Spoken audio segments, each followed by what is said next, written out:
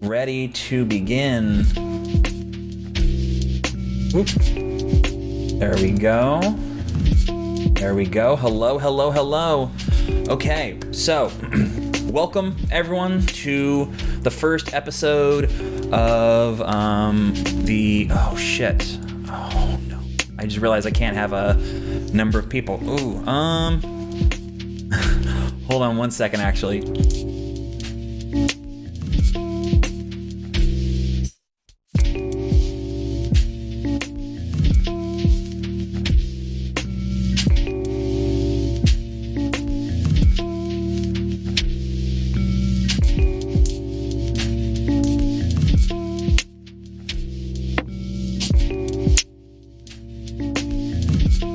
Maybe we're not starting right now. Okay, hold on. We're fixing some stuff. Join. Okay, sorry. All right, so we're getting people in. I'm just gonna switch over. So here we go. Bam. Here we are. We're starting. I'm gonna get rid of myself. Hold on. I'm right here, so I need to be here. Yes, we can hear you now. Hopefully everyone can hear you too. Start talking.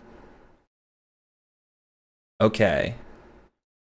Oh, wait, no, I'm muted. All right, so can y'all, you can't hear them. Oh, so why can't, probably because I'm doing this. Now, can y'all start talking? Oh, hello. Okay, everyone's talking at once. Now we can hear everyone. Perfect, we're good. We're good. Welcome. Yeah, sorry about that. Alrighty, that was a bit of a wild thing. Welcome everyone to the first episode of the Producers Roundtable, and what a way to start. Honestly. So I guess We should start by asking Woulg. How do you pronounce your name? Yes. I was gonna say, what was it? One more time. Woulg. Woulg. All right. So, well, since we're going on to how to pronounce names, I guess we can actually start by everyone introducing themselves, because most people on Twitch knows this person right over here. But not as many people know this person Brady down Bunch. here or this person down here. I'm Maybe really yours bad is at oriented. I'm so bad at doing this. I'm trying to look at a camera that's mirrored. So, I guess we can start with Woulg, and then we'll go around Premo, Widdler, myself. So, Okay. Hi, I'm Woulg. I make, or Greg, if you prefer. I make weird music, and I stream on Twitch on Thursdays and Saturdays at 3 Eastern. Right on. Not sure what else to say. that's okay. That's all good. Oh, and right before he was about to say anything.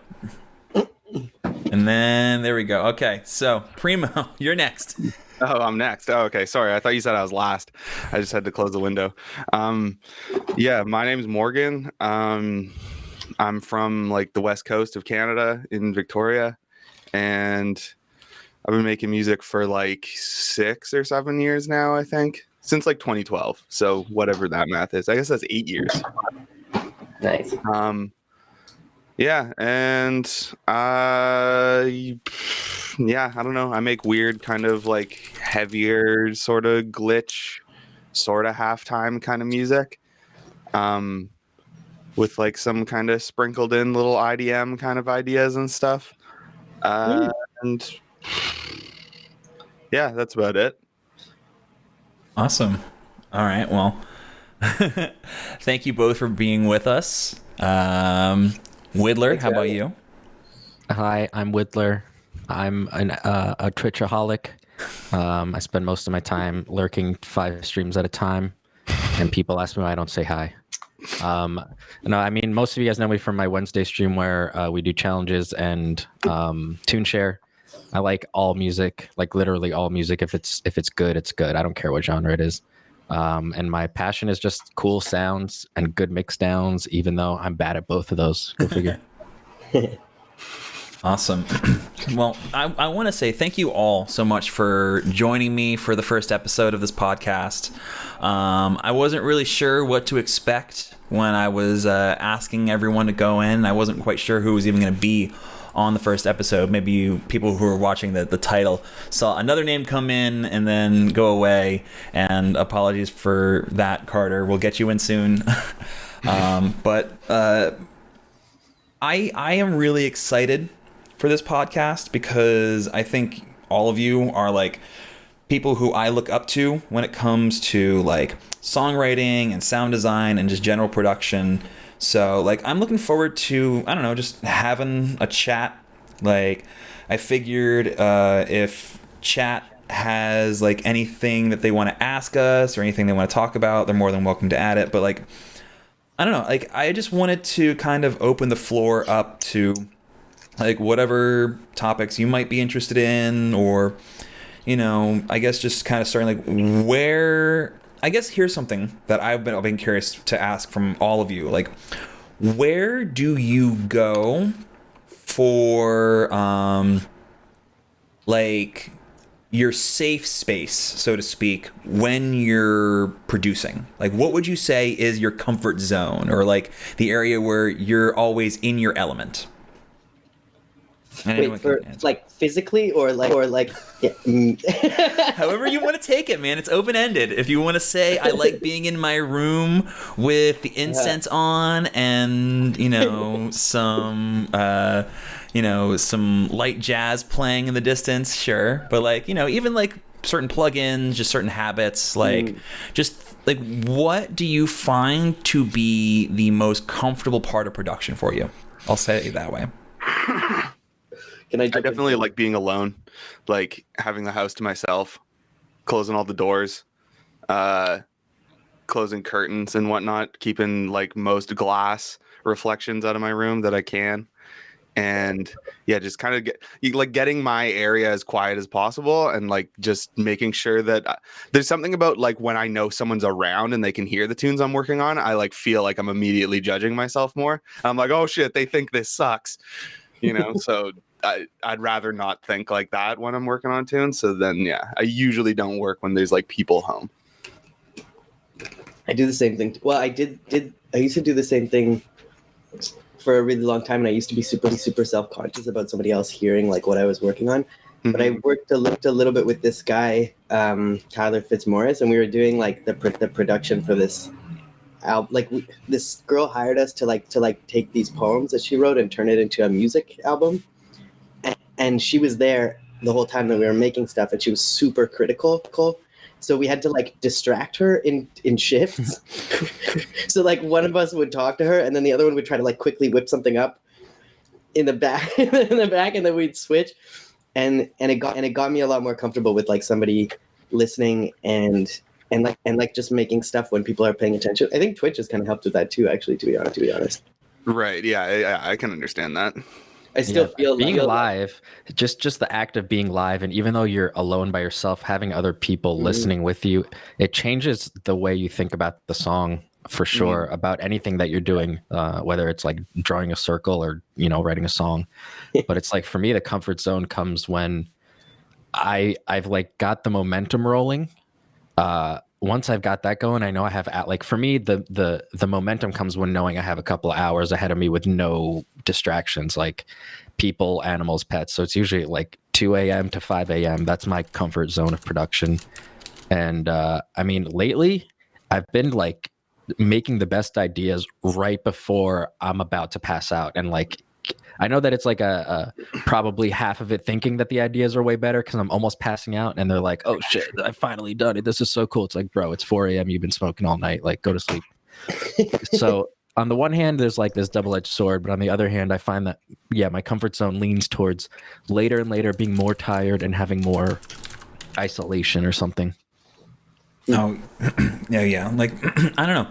Like, it's interesting for me because like I'm with Premo, actually. Like I can't really be around other people when I'm writing music. Like I can like do collaborations, but like it always feels a little bit weird.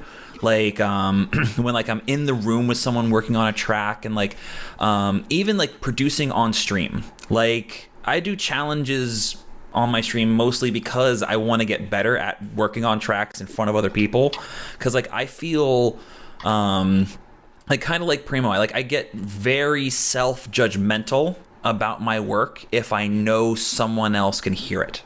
And since both Wid and Woulg, you're both like people who tour, you both go and perform in front of other people. Do you think that actually plays a part in like how you feel about it? Like, do you think that maybe makes it easier for you, or what do you think? I on my side, I think like I feel like those two things are so separate for me. And even like my live setup is just so different than what the tracks look like when I'm working in the studio that like I don't feel like those things have too much like relationship to each other. Yeah. But I'm totally with you guys that like trying to make something on Twitch is fucking hard because when you're like, does it suck already? Oh shit, it sucks. Okay, let me try to fix it. Yeah, and the thing about Twitch is it's like, honestly, I had this point where even though the delay is like 10 seconds, I'm like, oh damn, I heard something shitty before they even heard it. They're about to hear some shitty shit. And then I'm like, they're always going to hear the shitty shit right after I do it. But what I was trying to think about is like, sometimes the pressure of having somebody else either in the room, I feel like, first of all, there's a whole different energy if someone's physically in the room with you, whether you're collabing with them or whether they're just hanging around, whether they care about the music or not. I feel like, yeah, you make different decisions and you're maybe more self-conscious, but I can't always say that those decisions are maybe better or worse. Like sometimes I feel like I've had a friend over and I've made decisions on a track that I wouldn't have made because he wasn't sitting there. And like I was trying to maybe either make it loud enough for him to hear it or get his attention more or make something funny or something cool.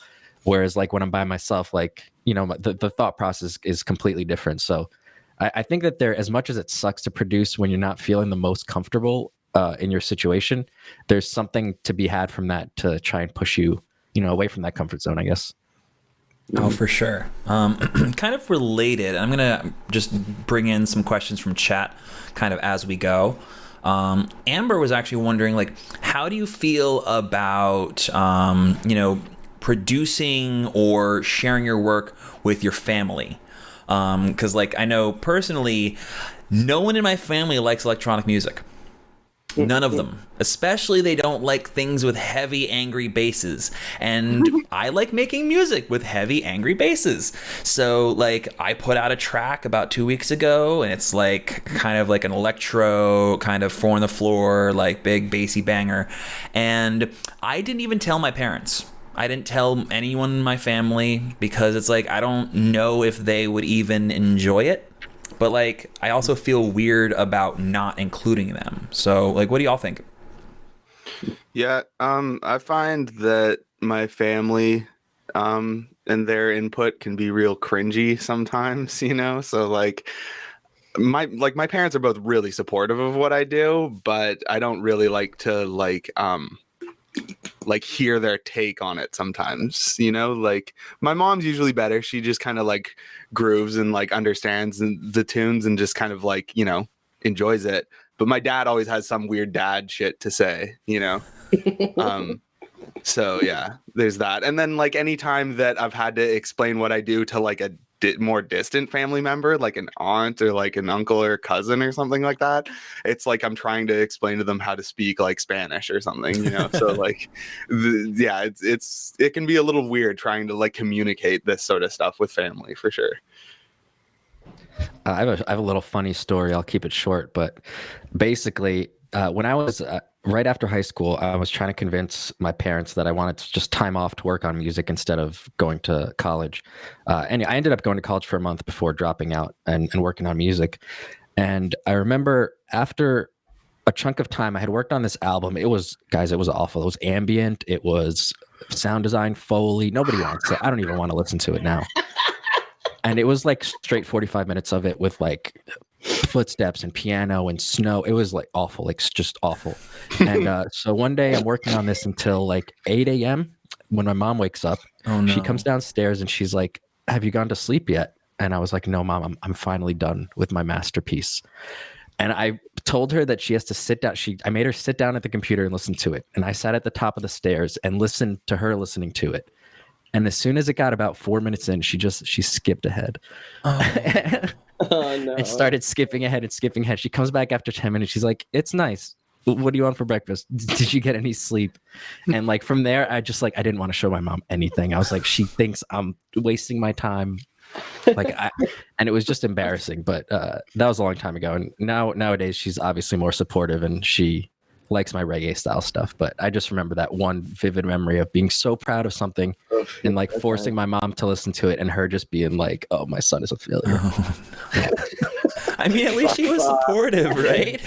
Yeah, no, my parents have always been super supportive, which I love, but it's definitely hard at first to convince your parents, I'm not going to school, I'm going to make music. Like, ugh. Yeah. I have like the almost exact opposite story of like my parents are so supportive to the point where I'm sure my mom's watching this, even though I didn't share this link anywhere. Well, I shared it on Instagram like right before we started, and I'm sure she's like went to the bathroom at work to like listen to it or something. Yeah. So and they're like both of my parents have been like that since the beginning. My dad's only critique of my music generally is that like he makes jokes about it for sure because he makes jokes about everything, but his main critique of my music is just being like that too many elements happen at the same time and that their rhythm should be more complicated, which is kind of sweet. But yeah, like I remember this. My favorite memory of that is like coming home this one time when I used to live at my parents' place in Calgary, and I just hear this like from outside, like it's super, super loud. And I was like, what the fuck is going on? And I get to the door and I open it and I hear this loud gabber and immediately recognize it as like one of my old tracks from like a long time ago. And it's just like this pounding gabber, and it's like full blast. And I come into the kitchen, and my mom's cooking, and she's like, like listening to gabber and cooking. And it had like a sample from a track by Biggie, and it's like robbing motherfuckers. Like, and my mom's like, robbing motherfuckers. Oh, that's awesome. My son made this. Yeah. Which like for sure, like I feel so lucky that they've always been supportive like that. It can be a little bit intense. Like the other day I posted on Instagram that like, you know, I was tired or something and didn't feel like I was like posting some joke about not working. And my mom texted me today, like, are you okay? Do you need anything? And I was like, yeah, I'm fine. Like, but yeah, like, cause my dad like introduced me to Aphex Twin and I think he might have introduced me to James Blake as well. Like he's got really crazy music taste. So we've always kind of been able to vibe off that. Awesome. Yeah. Yeah, it was pretty sick. I'm kind of jealous. My family was not as supportive. Like my parents had no problem letting me take lessons, but I remember like distinctly my dad saying to me when I was like 12, like, you're the second worst singer in the family. Nice. So, you know, there's a reason I didn't even think about music school until I was like 25. Yeah. But, you know, now that I'm kind of getting into it, my family's more supportive. Things have definitely turned around, but like, you know, it's definitely interesting to see like how different families approach like the idea of their kids going into music as a career. Because like the one thing my mom, who has always supported me, has been saying like since I started doing this music thing is like, you picked a very hard path and you're gonna have a very hard journey and we're gonna support you, but it's a very hard path. And I think, you know, she's not wrong. But yeah, my parents also say that they're like it's really fucking hard and like knuckle down and work. They want the safe route for their kids. It makes sense. Yeah, for sure. Mm-hmm. What about you, Primo? Well, that's definitely like kind of the case. I mean, both my parents do like work pretty good jobs where they're both pretty safe and everything. But like before all that happened, when like they first had us and everything back in the 90s, they were like full blown smelly fucking deadhead hippies. And like, my dad's always like been like super into like art and music and stuff, so like it's right up his alley to like have a kid that like wants to be some sort of professional like music whatever, you know. Mhm. And then my brother is like a total fucking beach bum surfer guy now who just like lived in Mexico in a van for like 3 months. So like even though I've got a music career and just kind of like a part-time job and I'm like barely getting by, I'm kind of like almost like, I don't know, like they feel safer with what I'm doing than Oh, what, you're what the my brother's successful doing. one. So yeah, I don't know. That's just how it goes. Well, like I think that kind of, for me at least, it begs the question, like, what do we consider success in music? Like, because I would say we're all kind of at different stages of our journeys. So like, I'll obviously open up to y'all first. Like, what would you consider your measure of success as an artist, and do you think that you've reached that? Who wants to go first? It's a tough one. Okay, I want to go first. Definitely no. I don't feel like I've reached my measure of success, but I don't really know what it is, to be honest. Actually, like after I went on those first like a couple years ago when I started touring a lot more and like playing a lot more shows abroad, and then there was this kind of moment where I was like, oh wow, this year I've played in like 5 different continents or something. I can't remember what it was, but it was something like that. And I was like, okay, this is awesome. I did it. But then I had this whole period of self-doubt. Like honestly, the last 2 years have just been me being like, dude, like, okay, that's what I wanted. But then I got it. And then it wasn't very, like, I mean, obviously it was super satisfying, but it also like, I was like, this is not what I thought it was going to be, and where do I go from here? How do I build off of this? And then because I was questioning it so much, and well, a bunch of other stuff like I didn't tour at all. I think I didn't really play many shows abroad in the last 2 years or so, and then I was like, oh, okay, now I just have to get back there. So. But yeah, but I kind of think about like, I think it would feel like a big success to me to have a more stable income from music, because right now my income is like, it's a roller coaster ride, and it's some months fucking suck. So I think like figure that's kind of been my next challenge. And then the other thing that I think about is like, how do I integrate the other stuff that I know how to do? Like I started building my own lights and doing shows with that. I started, but continued doing my own visuals, and have been trying to take that to the next level, and trying to think about like, I think this year I'm going to be building a bunch of new controllers also, and like thinking about different ways of performing my music and stuff. So, and I bought some lasers also, which I want to learn how to use and build stuff out of. So I'm just trying to figure out how to build out the whole thing, and just challenge myself in different ways for the live shows and stuff. Oh, I dig it. Yeah, I dig it. Who wants to go next? I guess I could probably go. I guess like I definitely don't feel like I'm very successful with music exactly, but like I'd probably agree with Woulg. Like it's definitely like seeing I don't know, like being able to like rely on more kind of funds coming my way from my music would definitely help.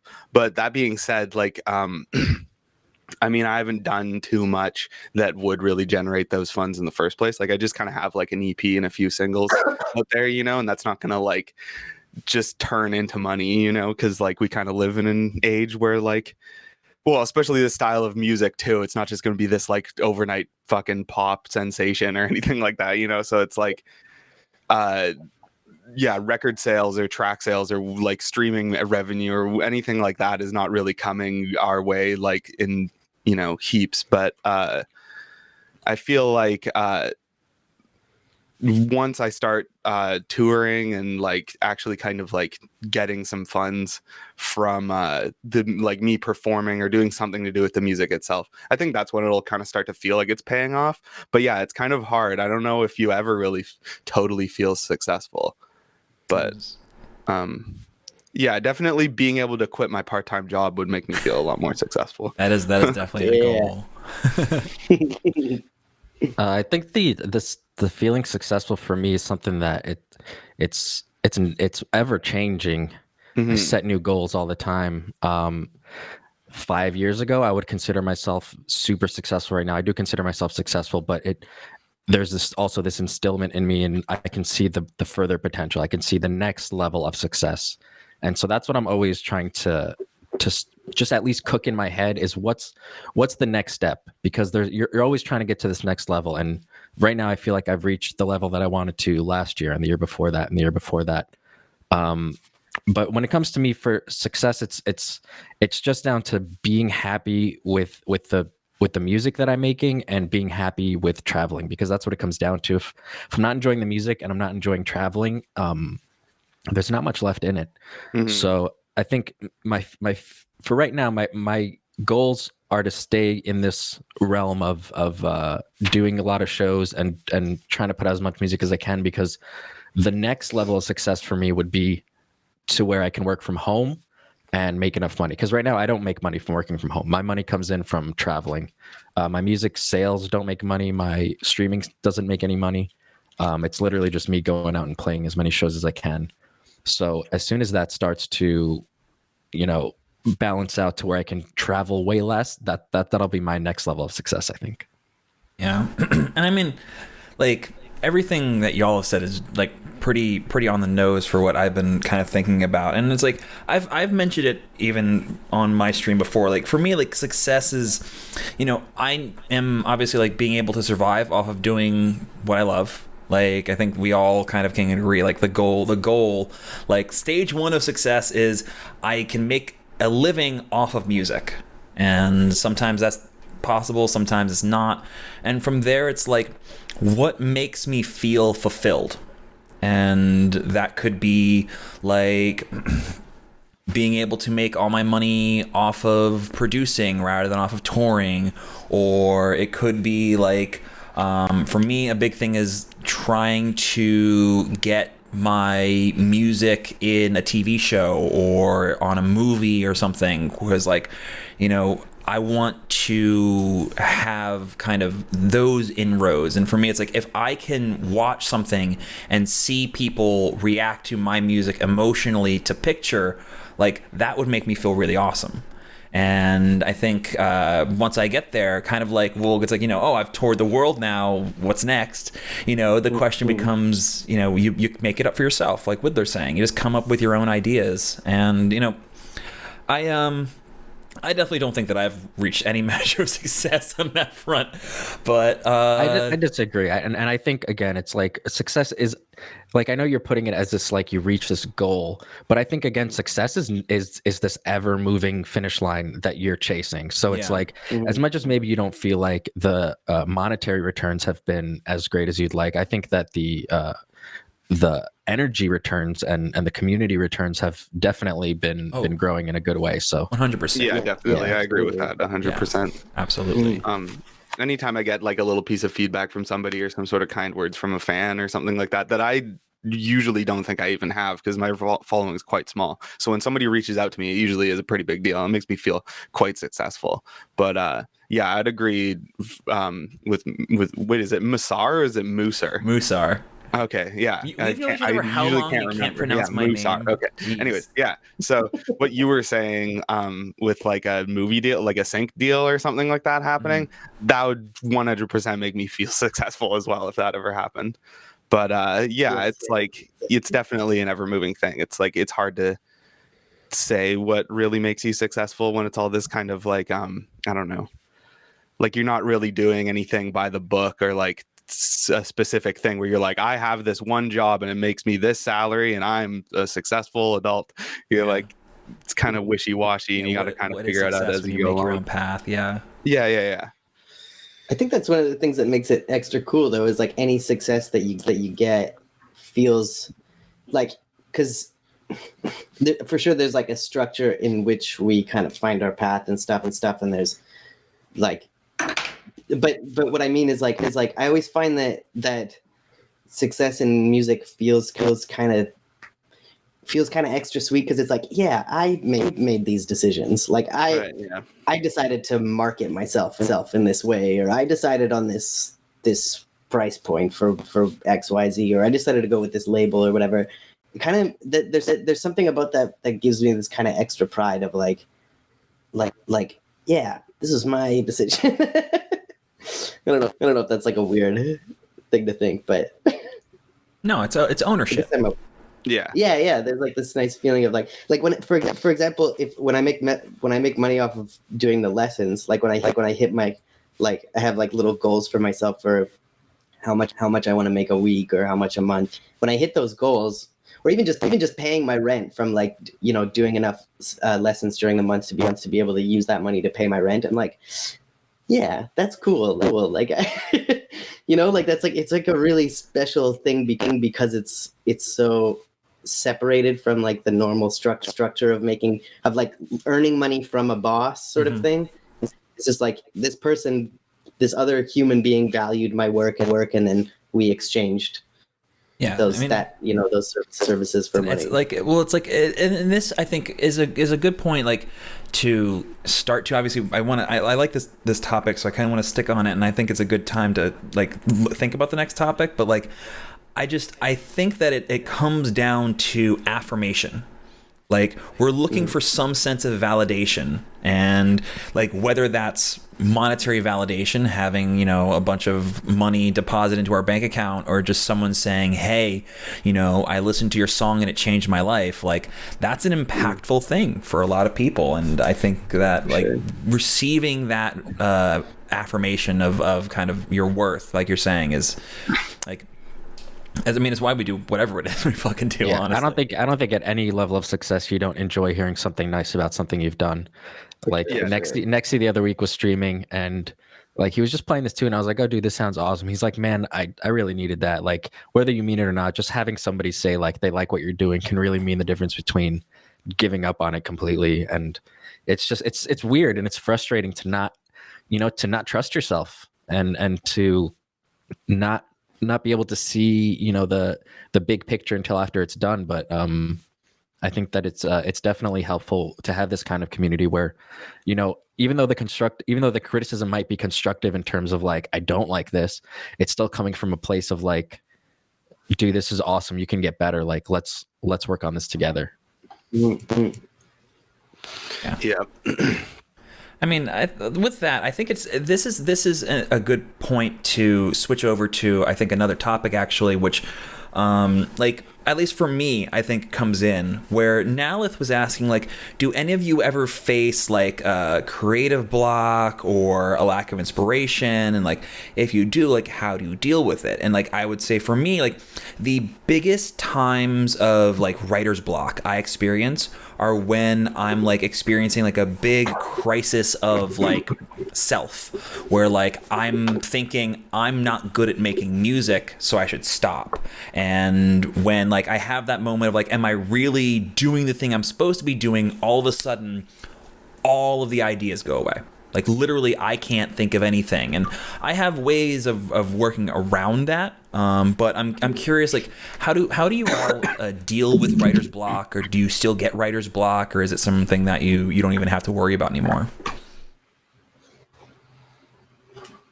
I find usually like it depends. Usually, if I can't think of something, or like, yeah, I'm not feeling like inspired, it's usually just because like, yeah, just sort of like a headspace that I'm in currently. So like, I don't know, almost just trying to like be smart about it, and like know that it's not like I don't know, like when I feel like I have writer's block, I kind of tell myself that I don't, and I like go out for a walk, get some fresh air, and try to like almost like trick my brain into forgetting that ever even happened, and then I just kind of come back. And like yeah, I don't know, I feel like writer's block is kind of a thing that's like I don't know, it's almost like procrastination or something like that, you know, like your brain's almost kind of putting it off, when really like there's so many things in Ableton that aren't necessarily just like writing a song, that's just like random fucking sound design that, like, I don't know, you just grab any old sample that you made before, chuck it in fucking granulator and mess with it for a bit or something, and you've got something new, you know? So like there's a lot of weird little like tricks and different things and stuff that you can do to kind of like stimulate your brain so that you are then like, oh fuck, I totally do have an idea. What the hell was I thinking 10 minutes ago? You know? So like yeah, I generally, like, if I feel stuck, I kind of like stay away from like specific like chord or melody or beat writing, and I'd go like sound design, because I find sound design I don't really have to have an idea of what I'm doing. But maybe that's just me. No, That's definitely the exact same way I used to do it. Yeah. The only like the thing that switched is like now trying to do all this stuff with like making visuals and building lights and shit, and like the AI project thing that I'm working on. I find that now I have so many different things that I'll just like wake up and also it varies with like whether or not I have a deadline or something, but generally it's like I wake up and then I'm like, whichever one kind of pops into my head first and I have an idea for it, then I'll jump on that one, and then that usually gives me ideas for the other thing like the next day or later that day or something. But I think your Premo, your way of doing it, like that was like the most successful way for me too. Mhm. That like switching between sound design and music. And then the other thing I used to do too that I would switch out of is like if I was having a really hard time writing a melody or a beat or something, then I would just try to like either zoom out, and like I imagine sound design is like sort of zooming in, where you like zoom into like, okay, I don't know how to put the melodies. I don't have any ideas for putting the notes together, so I'm going to zoom in and like dial in how each note sounds, or like what sound is going to go under it or whatever. Or but and then I also sometimes think about like zooming out. So then if I don't know what to do within the section, then I'll just plan out like, okay, that section's going to go there, and it'll probably go on for this long, and like I'll kind of think about Right, like the arrangement kind of stuff. Yeah. Like the difference between Exactly. sketching a really detailed eye or like the skeleton of the human being. Yeah, exactly. I think Yeah, that cool. for me, the writer's blocks, when I do get writer's block, it's frustrating because I just don't, I'm in a place where I don't enjoy electronic music when I'm in a writer's block usually. And I just switch to like listening to other types of music. The thing that I find more frustrating for me is I get these, I guess, choice paralysis motivational blocks where I sit down, there's so much possibility that I end up doing nothing. I have all these ideas, and I don't know if it's a combination of fear of sunken cost fallacy, where I'm going to put some time into something and then it ends up being not worth it, which is rare. Like anytime you're doing something, you're going to learn something from it. Or if it's kind of just this overall procrastination and apathy towards working sometimes. But yeah, my biggest writer's block that I fight with is just the motivation. I open up Reason. Oh, I can make Reese's. I can do all these cool things, but like moving my hand and getting my brain to start that momentum is the writer's block for me. And that's kind of where the nighttime momentum comes in, where I have to start building momentum almost like an hour or 2 hours before I start producing. And then once I'm ready for it, I'm like, okay, I could feel it. It's ready to go. And then I'll start producing. So it's weird. My writer's blocks are motivational rather than creative. I mean, Right. that's actually kind of what it sounds like. If we listen, if I'm just thinking back on what everyone's kind of going for, it really is. It's not like you don't have an idea. It's that there's something preventing you from getting to that idea and putting it into place. Yeah, definitely. That's and- definitely how it is for me. Mhm. Yeah, like it's. So, I don't know what was you gonna say. well, I said same. I'm trying to. There's a little bit of a lag, so I'm worried about cutting people off. So it's just like, you know, I generally I feel the same way. Like I said, like I experience most of my writer's block in like I'm working on something, and I feel like the time challenges that like Widdler and I do are like prime like examples of how both you can get into like the flow state and what happens when you hit one of those blocks. Because like I've experienced it multiple times, and I even saw it one time with Widdler, where like We're working on a track, and like it's the moment of this thing stops aligning with what I was hearing in my head, and I couldn't get the idea out. And in that moment, like the frustration or the cognitive dissonance from like having the flow state pause because something isn't like aligning, like everything just sort of like catastrophizes in on itself. And like those are the moments that, like, whether I'm doing a challenge or if I'm on my own, like if I'm in a challenge, like I have to stop, I have to do something, and it's not that bad because I'm like, I have like 5 minutes left, whatever, it's just for a challenge. But like if it's my own projects, I'll close Ableton and I'll go open up YouTube. And that means I don't work on a song that night. And in terms of like solutions, like I'm very much on board with what Premo was saying, where it's like just getting away from the like from the DAW, getting away from like the physical space you're in, because like we spend like just in terms of like an average number, how many hours do all of us spend inside our rooms working? Let's be real here. How often do we spend in this spot? I think I spend, well, let's say, okay, let's put it this way. I think I spend like 23 or 24 hours at work each week. So whatever hours there are in a week minus 24, that's how much time I spend in my room. So yeah, like same here. Like I would say, like, you know, and my job is right here. So basically it's like, am I going to buy groceries? Am I meeting friends? That door is not opening. Yeah.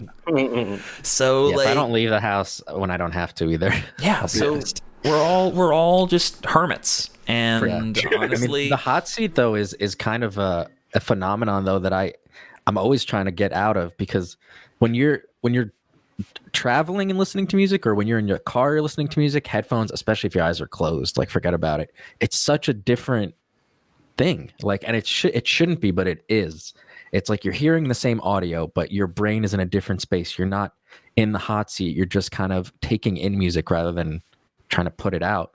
Mm-hmm. And I just like, my goal, and has always been, is to try and get my mindset and creative ideas from when I'm not at the computer to feel like that when I'm at the computer. And that's the hardest thing, especially looking at a DAW. Like in your head, if you have an idea, you maybe see pictures, you maybe see like different shapes, you maybe get this idea of a mood. But as soon as you sit down, the DAW looks the same as it did for every song you've made. And that sometimes just throws me out of it completely. It's something as simple as, you know, you see that green bar of MIDI and you're right back at it. Okay, I'm at my computer. You're no longer detached from it, and you're suddenly intertwined in this visual kind of connection where, I don't know, I guess the only thing I can do against it is the two things that I found is try to hide reason and listen back to the project with the screen off if possible. Like that's the least you can do. Or try to work on starting ideas in laptops and stuff that's like just away from the studio, even if it's as simple as just putting down a few drum lines or riffs. Just getting a different headspace down onto the DAW sometimes is way better than the energy that you get every time you sit at this computer that you've sat at every day for the last X amount of time. Yeah. Do y'all use like iPhone apps or anything? Because I have like that's what I'm pulling up right now. Like I just have like a shit ton of just like these random ass like production or composition apps that like they're like little rhythms of shit, and like you can like change them around, and like you can change the number of them, and like have like different concentric rhythms, and it's like it's all weird, and like it does all this crazy shit, which like it's different. Like that's the thing. It's not. It's also different though. Like think like if you're listening to that same little loop that you can make on your phone on the bus than it is if you're sitting at home on your DAW. Like it's so different, and that's like. I'm always trying to find out what is it that I'm not doing at my DAW that I could be, because when I'm at my DAW, I'm like in the hot seat. So I don't know, just something to think about. One of the things I started doing recently is like, because I'll usually like if I sleep at my girlfriend's place, then on the walk back, I'll if I'm thinking about music, then I'll start sort of like beatboxing, or like I'll have an idea. And I started like, as soon as I get in, I'll like just record a shitty version of me beatboxing it or singing it or something, like enough just so I can remember what the idea was, and then just start trying to put the idea in as quickly as possible. And usually what happens is the idea ends up being not that good of an idea. It just like sounded cooler in my head. But then from there I have like a different starting point than sitting at the dock. Cause I'm totally with that. Like if you're sitting in the same goddamn seat forever and the same ideas kind of come to you. I had another, I can't remember what it was, but I'll come back to it if I remember. I'm actually kind of curious, Woulg, and maybe this will help, but like, do you think that this applies to your live performances as well? And I think, it's a similar sort of question when it comes to DJing. Like, do you find that like you have a similar rut when it comes to DJing or performing? And like with Woulg, like you were talking about changing your live setup, getting some new controllers. Like, is that why you like trying these new things, or is it something where you're just like exploring? Or well, for the live setups, like the way that I have been doing it for a really long time has been sort of a type of damage control. You know, like I'm like, okay, if I do it this way, I know I can have enough control to be expressive, but it won't totally fail and suck. Because like in the end, people are coming to see you. I don't want them to be disappointed. So I've always had this sort of balance, but try to have this balance between these two things. But now I'm realizing that like, and like, so the main way I play live is, I wrote this max patch for using my keyboard as like either an XY pad or a grid of buttons, which can also be like modifier buttons for other buttons, or like a bank of sliders. And then my touchpad, I can use like up to 10 touch points to control, like the X and Y can control different things, or the size of the touch point, that kind of stuff. And then with the modifier keys, like there's just so many possibilities for control there. And then I also have like a tilt sensor that I attach to my laptop, so I can like pick up my laptop and go like this. It's kind of more of a gimmick thing, but I really like it.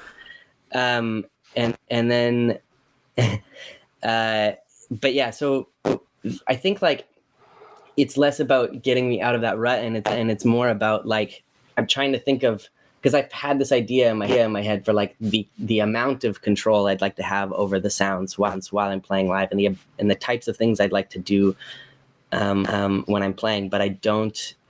I'm nowhere close to being able to actually do that with my current setup. So just trying to think of like different control, like different controllers I could build that would give me more control.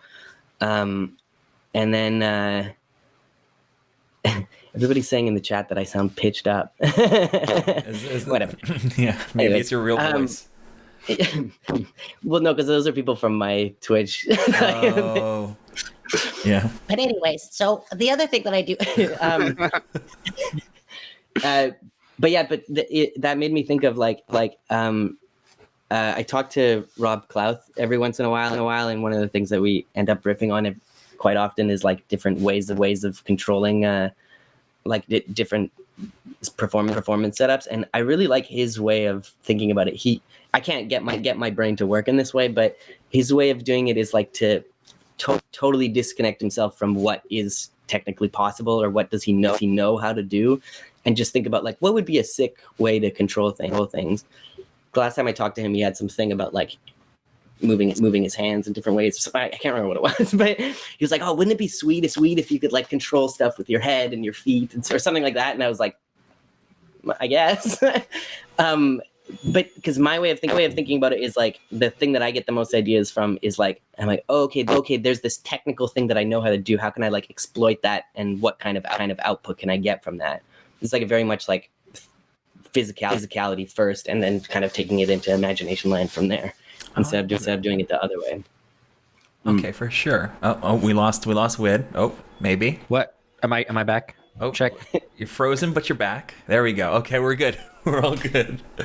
Sorry about that. No, it's cool. Well, what do you think? Like, do you ever find yourself itching for a different type of live performance, or are you just happy with the old ones and twos?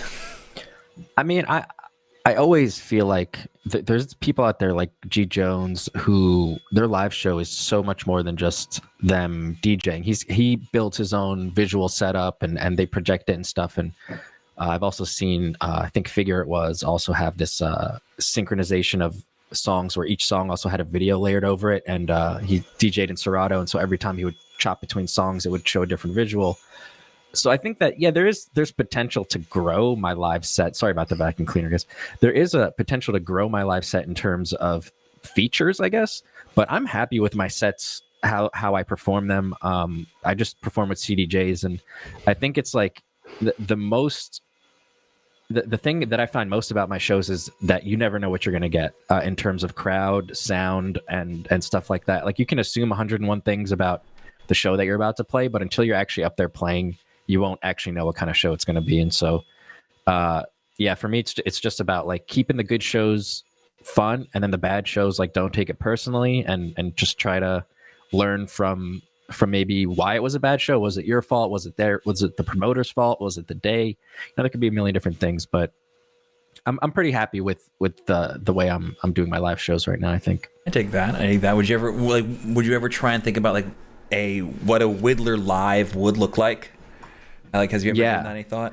And I've also included the thought of like, because I enjoy jamming, like, and I think I can include that into my sets. The only thing is, again, every different show would be so different. Like, there's some shows where I've played, and this person will have like this whole setup, and they're doing so much, but the way the show is set up, nobody in the crowd can see anything.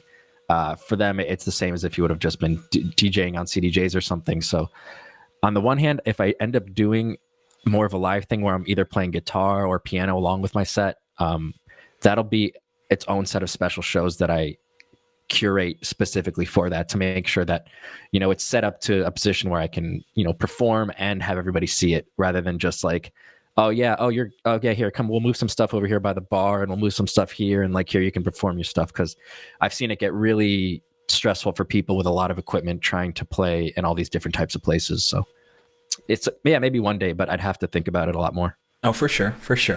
I'm with that. I mean, it's definitely something that, like, I feel like every electronic artist is at this crossroads where it's like, do we want to go down the like what I'll call the excision route, where you have like 20 million CDJs and you're chopping between 50,000 tracks in like 10 seconds? And then there's like the Porter Robinson way, where it's like, let's just create this expansive live set that's like essentially like a whole performance thing. Well, one thing I want to bring up about this Excision Porter Robinson thing, the thing that, yes, I can see the different sides that you're talking about, but at the same time, both Porter Robinson and Excision probably have, I don't want to call them pre-made sets because they've obviously created them themselves and curated them, but when they're playing such big shows with synchronized visuals and stuff, same with G Jones and stuff, there's only so much freedom you can bring to it at the same time. So I would say there's the Excision, and there's the Porter Robinson, and then there's Joe DJ down at the bar who's literally picking songs through the list as he feels like playing them. Yeah. So I feel like there's that third side of it too, as well. That's actually very true. I mean, I would consider that like, and I'm just trying to use like big names to that. Like I know like Laid Back Luke does that, where like, and that's definitely very big in like techno and house and stuff. And I'm sure in other genres, like, and Premo, to bring you into the conversation. You look a little lonely over there. Let's bring you in. Well, because I know you haven't gotten a chance to do many live shows, right? Have you given any thought to it? So like back in the day when I first started with music, I was actually initially more into more into DJing, but like I got into DJing before I knew what producing really even was. And I got a few gigs for myself just at this local kind of little I guess it would be like a dry bar or something like that. Like it's like an all hours, like all night little rave spot place that they don't serve any liquor. And it's kind of gone downhill, and like nobody goes there anymore. And it's kind of just like this random room that I guess the guy rents out for whatever little seminar or something like that. But back in the day, it used to be this chill spot, and I did play like maybe 3 shows there, and it was fun. But that was like I don't know, 6 or 7 years ago. And then since then, I haven't played any shows. I do have a show that's going to be like kind of like this random little bush party in a couple months. And I'll probably just use one of my buddy's DJ gear and just kind of like chuck some flash drives in his computer or something like that. But yeah, I haven't put a whole ton of thought into my live set other than just kind of like finding the songs that I want, getting them all analyzed with like keys and tempos, and like organizing in like a project in Ableton. And like, for sure.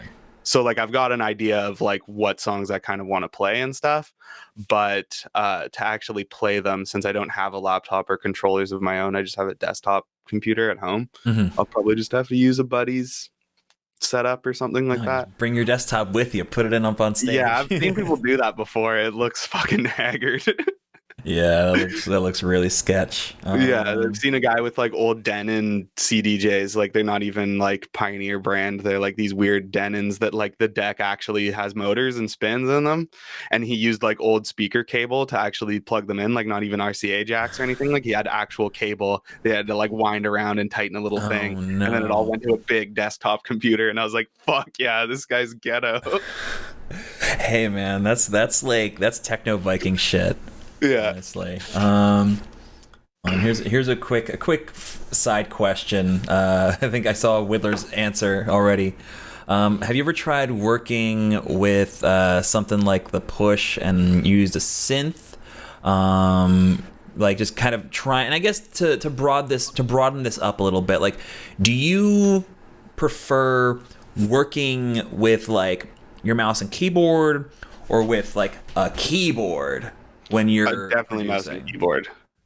I've always kind of like taken that route with it, because like I started making music just with like a old shitty PC laptop and a trial of Ableton and like Vengeance sample packs, just like cutting it up and fucking around and trying to make my own little beats and things and stuff. So like I definitely do not feel comfortable really ever playing anything into the DAW. It's more of like a very like, I'm almost like playing Ableton the video game. Okay. Yeah, same way for you, Woulg. I'm assuming that's what that was. Yeah. Just wait, can you hear me? Well, not when your mic was muted, but now we can. Right. Hold on, I just want to quickly jump in, because the thing that you guys were talking about like live and pre-made sets and blah blah blah.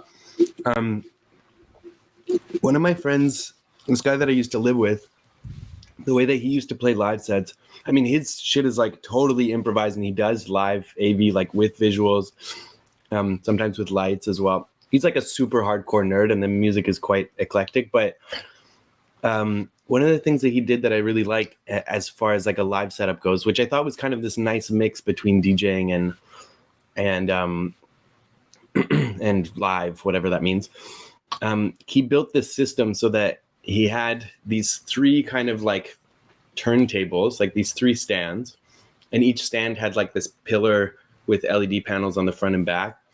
And then, and what he would do is he had like a RFID reader in each one, and he made these plastic things that would go over all the knobs and stuff on each pillar, because there was a set amount of knobs and sliders on each pillar. But the little plastic slides would go over that, and then they would label them differently, and they each had an RFID chip in them. And that would load up a different reactor patch, like a different sort of like modular setup. So he had a crate of these like translucent panels, and then he would do it like with three of these things. So he'd do like 3 turntable, quote unquote, modular DJing, and like That's fully really live. Yeah. And like fully live improvise his sets. And they were quite like, you know, the music is weird, but it's in a lot Listenable? of parts of the set. Yeah, no, super listenable. Like it's accessible for sure. For sure. But like, and like almost, I would say almost danceable in some parts. So it kind of got me thinking about like, okay, that's kind of like, I wonder, because I always almost danceable. Yeah, I love that. Yeah, I'm almost like danceable shit. Well, you know what I mean, though. Anyway, Yeah. So whatever. But yeah, it kind of got me thinking about like, because I never really thought about like fully improvising a whole set, just like with a series of techniques kind of that I would pick from. but that really made me think like, okay, maybe that is possible. And like with visuals, you can't be as improvised with the visuals. Well, his set was, because like the sounds were just linked to different colors, so it was like pretty abstract for the thing, and like different knobs would control different parameters of the thing, and like, you know, if it scanned the RFID of one thing, that would load up a visual patch that went with that particular card. So yeah, but I mean, I don't know, when I think about it, I always think about how bands like don't, like a band doesn't get on stage and like decide out of the blue which songs they're going to play. They have a set list, right?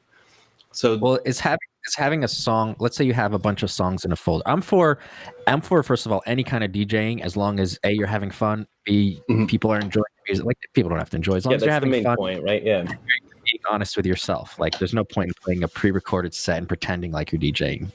Right. It comes down to it, I feel like, you know, everybody has their own set of what they want to DJ, and is like, I guess my question that I was going to pose is, if you have a folder full of songs and they're not in any order, but you know you want to play these songs, is that like a pre-meditated set to an extent? It's like a little bit of both, I guess, is what I think. But I think that there shouldn't be a stigma one way or the other, whether having a completely pre-set up and premeditated set, having kind of an idea of a set, or just going completely blind in, because everybody does their own. No stigma. Well, yeah. Well, I mean, I'm with that too. Yeah. Yeah. Well, it's like the question becomes like, where is the preparation? Are you preparing the specific order of the tracks? Are you preparing how things are lining up? Or are you doing like this crazy avant-garde multi-reactor patch thing with like plastic faders everywhere, and you spend all the time setting that up? Are you someone who spends like 20 hours digging through your record box library, arranging everything, tagging everything, setting in like 50 beat grid markers so that you can just like jump to whatever point, so that you can just like completely freeform your set? Like, again, and it kind of gets back to as he departs, it gets back to like the talking about, you know, as long as you're not just putting on a WAV file that's myset.wav and pressing play, like, who fucking cares? Like, it's all music. I have a question for you, and for the chat as well. So I played this, I was on the radio like years ago, but I had this setup where it was a DJ set of my own things, but I pre-arranged the whole thing. So I could just press play and the whole thing would play. It would have been fine. But I had like a bunch of effects linked up to it, and I was playing with all those effects live, and like some of them, you know, not just like, oh, tiny little bit of ping pong delay on the hi-hats or something like that, like more kind of intrusive stuff. I had this like little thing for almost like beat juggling or jumping to different parts in the beat so I could fuck around with it.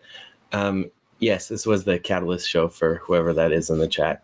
And it was really funny because like the two guys that ran that radio show are like really, really into like live electronic music, and they're or I think it was this Catalyst show. Anyways, but they're both really into like live electronic music. They're both like kind of anti-DJ actually. And I played it, and the whole time I was kind of like, cause they were kind of shit talking DJing before I went on. And so I was kind of like, I don't know what they're going to think of this, but kind of tried to hide my monitor a little bit. And I did this thing, right? Like just playing with the things, and that's how I liked, that's how I used to like to play. And like, I mean, my hands never leave the controls. I'm never like not fucking around with the effect. And then, so that kind of made me think. And then when I finished, they were like, "Oh man, you really like do it live. Like you really play live." And it kind of made me think of like why are we so? Why do we care? Like, not why do we care, but like it makes me think a little bit like the people who like really argue about the live thing. It makes me think a little bit of like somebody who went to a magic show and was like that wasn't real magic, you know? Like, it's like, that's not really the point, you know? Yeah. Like, yeah.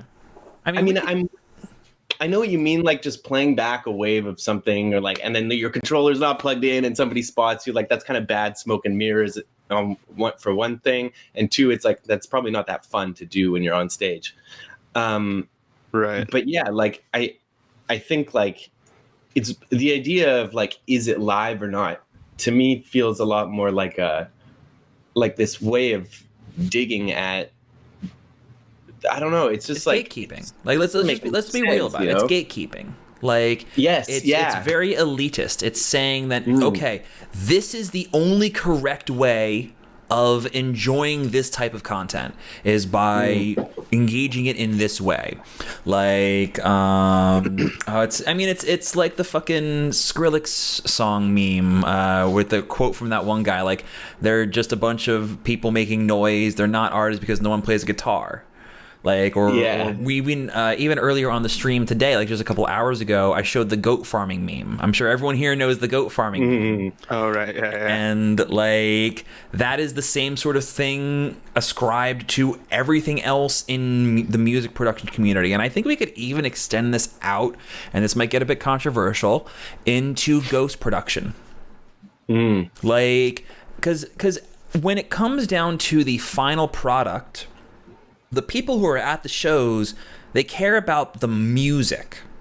Yeah. And it's the people who put importance on like it being performed live, or it being performed spontaneously, or if it being performed like by people on actual instruments. But like I've asked friends who are like huge EDM heads, like they've been listening to trance since they were like 15, like they've been to every Above and Beyond show, whatever. And like I'm like, so do you care that Armin van Buuren might not have produced this track? You know what they said to me? Not a fucking care in the world. Yeah. They don't give a shit. So if the people who listen to it don't care, why should we? I guess. Yeah, I feel like a lot of people put like kind of unnecessary like expectations on certain things sometimes, you know? Like it might just be me, you know. I know a lot of people have their own opinion and everything, but like I'm not really one to like, I don't go to clubs and enjoy like your standard DJ just playing tracks and like kind of doing it on the fly, you know? Like that's not really something I go and do. So like seeing that specific guy not touch a single knob on his controller and just like play a pre-recorded thing would be very strange for sure. But if I was going out to a specific night where it was an artist that I wanted to see and the guy just played his music, like just pressed play and like stood there nodding his head and drinking beers all night, I would not give a fuck at all. I was there to like hear that music happen. Why do I care what like he's touching up there? You know, like in my opinion, I'd rather hear the music flow together nicely and be like this nice product that they gave to the audience than it be like, oh yeah, it's kind of sloppy and weird, but he's doing it all himself, so that matters. It's like, I don't know. Yeah, it's like be honest with yourself and have fun, and then everything else will fall into place. There shouldn't be stigmas around DJing as long as you know you're trying to get better. That's the only stigma is if you think you're the best, then you suck. There's always room to get better for everybody. Oh yeah, I think the thing that I would say about what you were saying, Primo, is I think if I went to go see maybe it's just so entrenched in my head that like if I went to go see a set and somebody just pressed play and just stood there, then I would feel a little bit let down. But if they pressed play on a set and then had a controller that was plugged in but wasn't doing anything and mimed the whole thing, I would be more satisfied, you know? Like for me, I think, well, because it's like part of like that transaction of like you go to see an artist that you like is like you want to see them do, you know, you're like, do the dance, monkey, like do the thing, you know? That's fair. So and that's why, and I think about that sometimes. Like, there's definitely been moments where I've been. This doesn't really happen anymore, but like when I was younger, there was definitely moments where I was playing live, and I'd be like, "Fuck, all the effects that I lined up for this section sound like shit." So I'm just gonna skip to a different page on my MIDI controller that isn't mapped to anything, and I'm just gonna mime this thing that I know happens in the song because it's my song, right? I know exactly what's gonna happen, and then I would just mime that, you know, and like, but that is it that's sort of indistinguishable from if I had actually controlled that. You know what I mean? Like the only thing, and especially because I'm playing like unreleased tracks, it's like nobody else knows the tracks because nobody else has heard them, right? So if I'm faking a thing that nobody knows the difference, then I feel like it opens up this kind of interesting gray space of like, you know, what is our actual fucking job when we get up on stage? You know, like what are we supposed to be doing? Like you kind of mentioned that it would be like that for you, the music is the most important. That like, you know, you go to see a set, and if the set is really sick and smooth and the transitions are amazing or blah blah blah whatever, then that's the most satisfying. And I like agree with you that the music is of very high importance when you go to see an act. Like you want it to sound good. But then on the flip side of that, like I do quite enjoy like going to see. I really like to go see DJs play. Not from the technical standpoint, but because I really like hearing like how people construct a narrative and what songs they pick to choose to put together. And then I also really like, going to see something like My Old Roommate where it's like fully improvised. And even though it doesn't sound super tight every time, it's like there is something super exciting to me about it being live. But then liking all those things makes me wonder like what is our job? Like, what are we supposed to be doing out there? You know? Yeah, I've seen like, I mean, I'm not going to name any names because I don't want to be like rude or anything like that. But I have seen a pretty like big artist out there, like mime a specific little like, you know, little like vinyl backspin, like woo or whatever, you know. But he just like he did it on like a fader on his controller, and it's like it's in the song. Like I know the song is in the song, so like I saw him mime it, and I was like, oh, look at that. He just, you know, like, and I feel like those sort of moments are probably for somebody in the audience that's not me, that hasn't like peeked behind the producer curtain and is like, oh, I know all the fucking tricks and stuff. You know what I mean? So like, I'm probably a little cynical when it comes to seeing those things happen. Whereas that probably was like a super magical moment for a different person in that same crowd. You know? So yeah, I don't know. It's hard to say like what's for everyone, but like, yeah, I definitely like it wouldn't have made my night any better if he didn't do that. Oh yeah, well, it's like it's kind of like, you know, pro wrestling. Like, you know that they're not actually doing a sport. They're not actually trying to win or lose, but you can't deny that they're doing some pretty athletic shit. Yeah, it's like theatrics, right? Like it is entertainment. Yeah, like performing versus performance. Now, wait, I want to know. You said something. You wanted to bring up. Don't watch the DJ. Yeah. What is this? Don't watch the DJ is an acapella that I found, but it struck a chord with me. It's this acapella that it's for like house music, but the whole point of the acapella is it's like you got dressed up, you showered, you waited the whole week just to come out here and watch the DJ. Are you telling me you worked your ass off, got paid, like all these things just to watch the DJ? So it's like half of these shows where there's like all these visuals and stuff. Like I get that you're looking at the DJ, you're looking towards the DJ, you're expecting a show. But on the other side of it, like for me personally, before I even started DJing, in my head, DJing was like, I guess if you could imagine in Blade, the Vampire Club or something, just like a place where people are dancing. There's no real where's the DJ. Nobody really cares where the DJ is. It's just music happening and friends. And like, you know, they're all in different directions. And that's what like the one thing that I've always wanted and really have never gotten. People just tend to stare at the DJ. And I get it. Like if there's somebody that I've been listening to for a while, you just want to like see them. It's an interesting, you know, experience to like see somebody in person that you don't usually see. But at the same time, I'm so self-conscious about, you know, a whole group of people just 20 feet away from me, just staring at me for an hour and a half while I DJ. Like I know they're having fun, but man, it's so much pressure. Oh yeah. This is kind of tangential. How do y'all feel about Train Spotting? Well, it's like the movie? No, the movie, yes, but also like I've heard. You're saying when somebody looks over at your track that you're DJing? Yep. I usually don't mind because it's like, yeah, you can see what it is, but it doesn't mean you know where to get it. Yeah. I don't mind it. I really don't like when people look at my screen. I'm not, you know, I don't DJ, but like, I don't, for some reason, I'm like, stop trying to fucking decode my shit. Like just Just enjoy the music, man. Well, I mean, sometimes like it depends on the show. Like sometimes I am like hiding something in there, but like but just in general, I'm like like when somebody starts to kind of get close, I'm like the next question is going to be like, can I play a Beyonce track, or like can you do that? Can you make it more hard, or like something? Like I'm like, Can you play something with more words so the girls will dance? Yeah, it's like, just can you fuck off, like. So yeah, I am always kind of thinking about that. Like I don't. That's why I never really like to go up to to go up and be like, yeah, fucking sweet, this is awesome. For sure. Like, not to say that, but like to mime it from close by. But yeah, that's why I don't really like to go up and talk to somebody, because when they're on stage, it's like, that's like the thing that it reminds me of is like, can't you fucking see I'm working? Like, this is my job. Like, get out of my space. I'm trying to do this shit. Oh yeah. I don't know. Yeah, I definitely agree with that.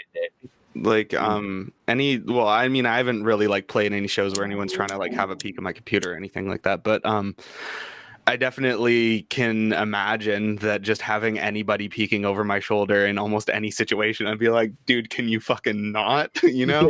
I've definitely been to shows where like my friend is like the main event or whatever, and like when like we're hanging out all night and like chit chat and whatnot, but like when he's actually up there doing his thing, I'm not fucking like trying to tap on his shoulder and be like, oh, me too. Like, yeah, like I don't know, I think it would be weird. Like the whole audience is like seeing the stage and the guy they came to see, and then like his buddy off to the right. Like this kind of looks fucking stupid. So like, yeah, it's best to just leave the person alone for sure. Or like people right off stage looking on their phone the whole time. Like, dude, just move over and be on your phone. Yeah, I think the unfortunate thing about kind of like the club scene or like whatever is like people get drunk and people are also on Molly, and that kind of inspires them to be a little more like socially kind of like all over you, so it's like a bit more outgoing. Yeah, so I feel like that might kind of like spark a bit of like peeking over the shoulder sometimes and things like that. But like, yeah, I think personal space is pretty important. Oh yeah. Yeah, as a fellow Canadian, I can agree. Yeah, leave me the fuck alone. Yeah, I had a friend once tell me like he was visiting Canada from Colombia, and he said it was crazy how much space we give each other on the buses. Like, like I'll be sitting next to somebody on the bus and like a whole row of seats will open up, and I'll be like, oh, I'm not sitting next to you anymore. I'm gonna go have some personal space over there. And he was like, that's fucking crazy. That dude. is really wild. No, I'm used to packed ass fucking buses, man. Yeah. If you're not touching 3 people, it's not rush hour. Yeah, it's not a bus. What city are you in, Musar? Now I live in LA. I live in Los Angeles, but I was in San Francisco for a long time. So I was on their bus system a lot. Yeah, right on. Wait, Woulg, I thought you were, for some reason I thought you were like Northeast US. You're Canadian? Yeah. Oh, I'm in Montreal now. I'm originally from Calgary though. Oh, for sure. Oh, right on. Nice. I had no idea. TIL. So we got two Americans, 2 Canadians. Nice international audience. Right on. What about you, Widdler? Where are you from? I was born in Israel, but I moved to New York when I was like 1.5, 2. So I mean, my heritage is Israeli, and my family all lives there, and I visit maybe every other year or so. And I can speak at the level of a 3rd grader at best, but yeah, I live in Texas now. I lived in New Jersey. I'm American. Oh, Yeah. Right on. what made you move to, like? So did you grow up in New York City, or? Back and forth between New York City and New Jersey. My dad had work, so we moved from Israel. But then I moved to Austin here after I started traveling a lot, and I needed kind of a more central location to be. I wasn't sure where to move, and at that same time that I was trying to move, I'd met my girlfriend Dandy, and she lived in Dallas at the time, and we decided to check out Austin. We rented a B&B here and stayed for the weekend, and I was like, damn, yeah, we could make this happen. And yeah, 8 years later, I'm still here. Sick. That's amazing. Nice. Would you ever consider moving? Or are you? Yeah, my family wants me to. I want to move closer to my family, but I can't at the moment. They live on the East Coast, and traveling from the East Coast to the West Coast to play a show same day is basically torture. Where you have to fly for 5 hours, and then you're on a 3-hour jet lag, and if you play at 2 a.m., it's basically 5 a.m. for you after traveling all day. So it's the main reason that I'm staying in Texas is just travel is easiest here, and I'm 20 minutes from the airport too. Very good. What about the two others here? Would y'all move? I mean, I just moved to LA, so I can't say shit. Where from? Yeah, I've definitely wanted to move for some time now. The whole like music scene in general in British Columbia is like kind of bogus. Other than Shambhala's here, that's like about it. But like that whole event is like very cliquey and shit like that. Like, the way that you get booked for it and stuff is very like who you know and shit like that. And like there's certain festivals in BC that are very like application based, and you can kind of just like send in info about yourself and like maybe get considered for a booking, but that one's not like that for whatever reason. But other than like it used to be that there was like 4 or 5 festivals, now there's just like 2. There's Base Coast and there's Shambhala. Like everything else that was around here was canceled.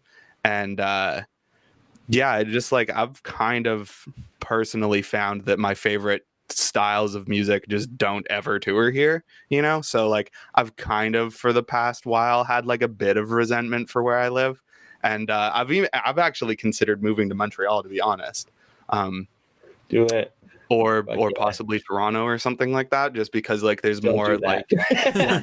like Yeah, do you make I don't know anything about Canada and Toronto, but I've had good shows in Toronto. I think it's a cool place. What's the? Yeah, I'm just joking. This is just okay. a rivalry between Montreal and Toronto. Yeah, no, that's kind of how a lot of like Ontario versus Quebec kind of shit goes. But like, I've actually been to a Widdler show in Vancouver, and it was actually sick. It was fucking packed. And then, what was it? I went to G Jones like 4 days later, and there was like a way smaller crowd. So that was actually that was interesting. I was not expecting that at all. Wait, who did I play with? I'm trying to remember. It was like Push Loop. Okay, so it was the last tour. Yep. Okay. And yeah. So like it was interesting. I was like, oh, sick. Like a bunch of my buddies were going to your show, and I was like, oh yeah, I know who the Widdler is. I'll go check that out. And it was dope. Like it was like every fucking Wook in Vancouver was there. It was like packed wall to wall. And then bring them out. Yeah, and then maybe it was because like I think the G Jones show was on a weird day, and maybe you were on the weekend or something like that. But I don't even know. Maybe like you just have this crazy following in Vancouver or something. But I mean, shows are hit or miss. You never know what's going to happen. Yeah, it was very strange. Yeah, But you just never know. Yeah, no, like Let's go, dude. Next time, hit me up on Discord. I'll guest list you. Oh, okay, yeah, fuck yeah, I'll definitely try to do that. But yeah, no, definitely. There's just something about the kind of real like working class redneck vibe in my area that I'm a little sick of. Like literally every single person that I know and grew up with is just like construction workers now, and I'm like the only person I know that's kind of like trying to pursue some sort of passion that I've had since like high school or younger or whatever, you know. Like everyone's just kind of like given up, but like everyone's just like your average drinker kind of guy now and everything. So like hanging out with my old friends is kind of a bummer and stuff like that. So to make a long story short, I definitely want to move. Yeah, That's like exactly why I moved away from Calgary. It's like that, especially that last bit. Yeah. Like, yeah. I mean, I still really like my friends that live there and stuff. But it's like, you know, there's like one good show a month. And it was really funny. Like right before I left, there's this one friend that tried to convince me to stay. He's like, no, stay. Calgary's getting better. It's getting better. Like there's more shows, blah, blah, blah. And I was like, yeah, you're right. He's like, just stay. And I was like, no, man, like how long am I supposed to stay? Like how long before it gets good? He's like, just 10 years. Right. I was like, yeah, no, I'm good. Mm-hmm. But I've definitely I really like Montreal, and it's a really fun, it's a super fun city. It's super cheap to live here and shit. And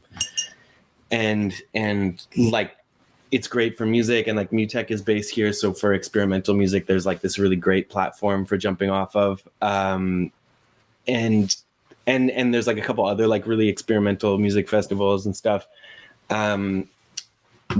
I definitely have kind of been thinking about moving to Europe just for kind of the same reason as the Widdler was saying about the touring. Like, it would be, like, I think the better solution would just be get more popular, so that I don't have to think so much about the economics of touring, but like, or get a fucking good agent or something. But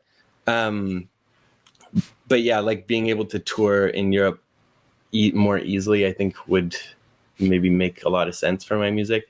I don't know. I'm not really sure what my target demographic is though, or where they are.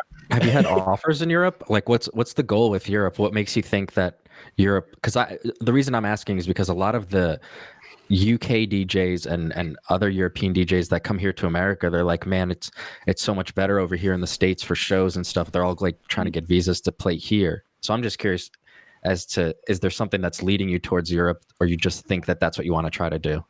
Yeah, well, so like not every time, but almost every time I've had one show in Europe, then I just like start sending out messages to the promoters that I know there, and then I can usually get at least a couple dates in a row.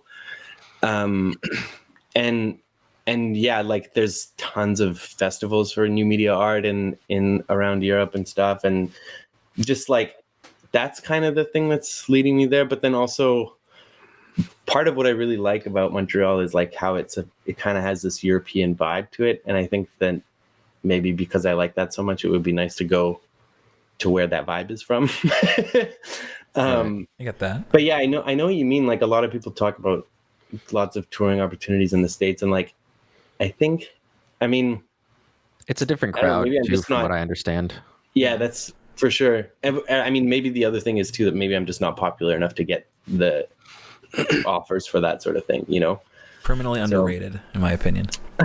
Thank Yeah, you. likewise. That's very kind of you.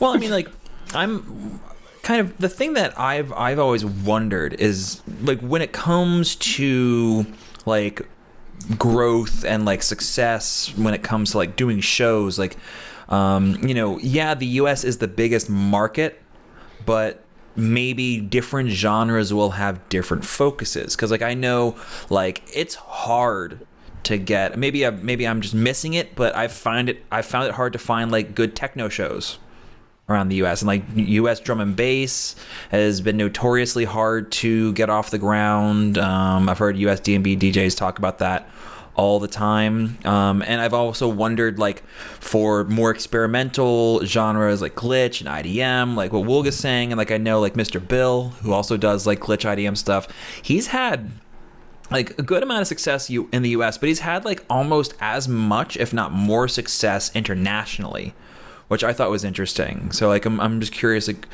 do you think that there will be any changes, or do you think that like it's still sort of the thing where no matter what, you should try and be booking US shows?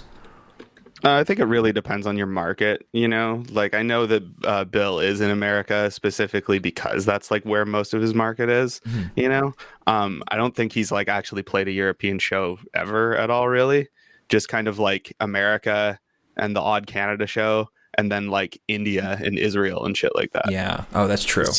So, like, I know that, like, he's kind of found his specific niche, and, like, he has his kind of spots that he knows he can go and actually sell a show or whatever, whereas I don't really know what my market is yet or anything like that, you know. And I guess it all just kind of like depends on, you know, looking at your statistics or whatever and finding out where your audience is exactly and stuff like that. But I know that like I mean I definitely want to be somewhere where there is more support of like a music scene, you know. Because like obviously that's just gonna make it so that like this can actually be my job, you know.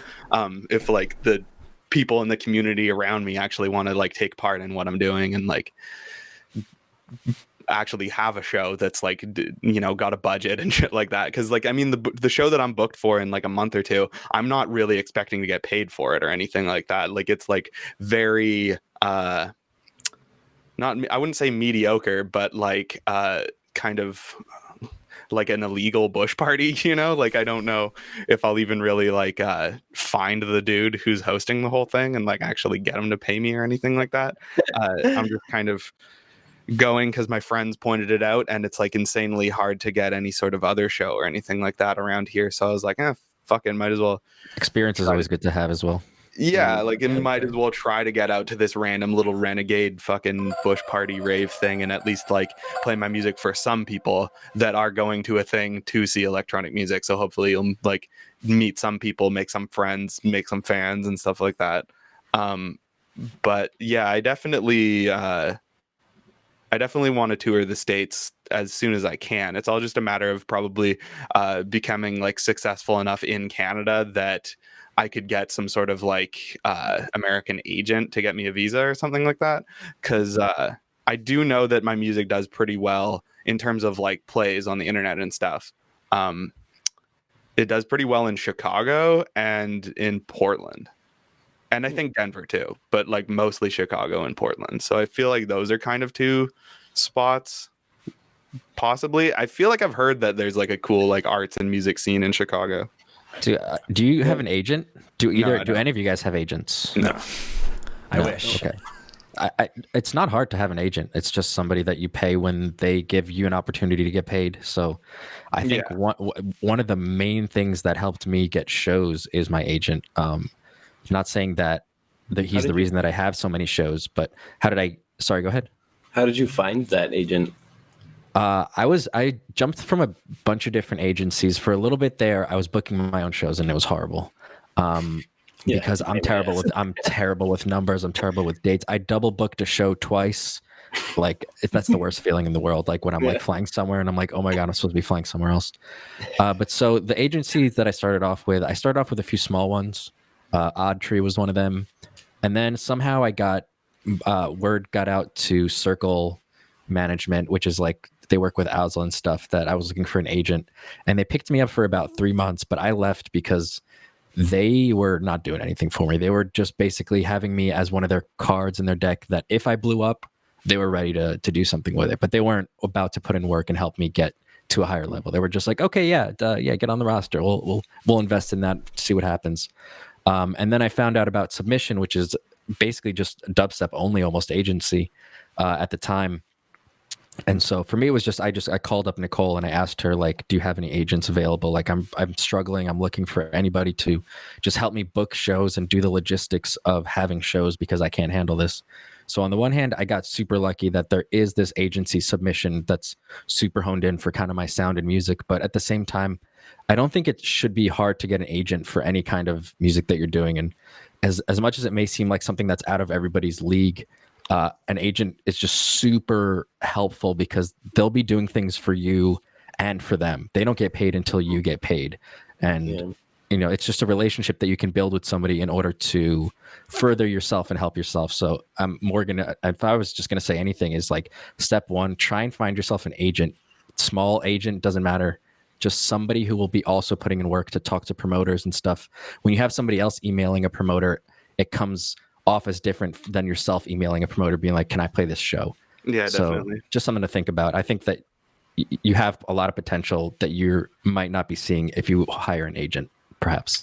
Right. Yeah, for sure. Yeah, I've just found that any time that I've tried to ask friends who are kind of like maybe just like a bit more successful than me in the industry and like ask them how they got an agent and stuff like that, or a manager or anything, their response is usually like, oh, they just kind of like got a hold of me once I started to kind of blow up in my area. So like, I mean, that kind of there just will gave be me, agents that obviously hunt out people like, oh man, this artist is doing good. I want to hop on that while he's, still growing. And like, I'm sure G Jones's agent feels like that and got really lucky. But at the same time, I think that for the most part, agents that aren't looking for people, they're just waiting for somebody to hit them up, just like you're waiting for something to happen. Like a lot of times it's just like, it's about when is this connection going to happen? Because the agents are waiting. There are agents out there, music agents that are ready to work with you, ready to talk to promoters and make negotiations for you on your behalf so that you don't have to get your hands dirty and stuff. You don't have to be a bad guy in any sense. And it's just about finding that right person. Like not every agent's going to be the right fit in terms of genre, in terms of maybe just a personal level. You and your agent don't mesh, but I think it's something that like a therapist almost. If you got to try it, and if it doesn't work, try another one. Yeah, definitely. Yeah, do you have any That's like? Go for it. That's what I was having the most trouble with actually, is like I've had different kind of organizations represent me in that way. Like the SAT here, they booked a tour for me in Europe, and Mutech also. Like since I've played here at the Mutech in Montreal, they've hooked me up with other gigs at the Mutechs in different cities.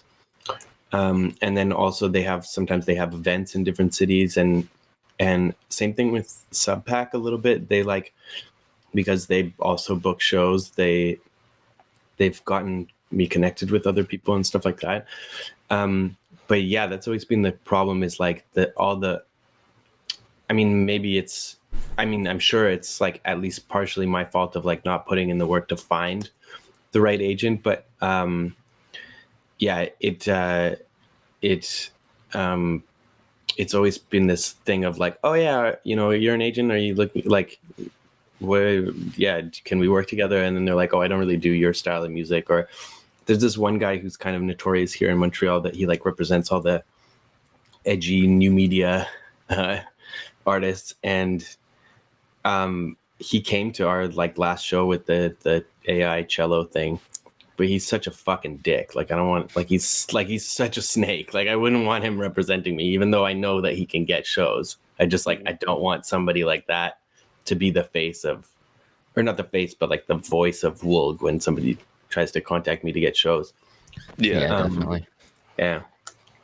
That being said, though, I think Yuku, like the new label that Jeff from Meth Lab started, from what I understand, it's an agency, and they're going to handle that as well. So I guess I'm on their roster, but I don't know when that is going to happen.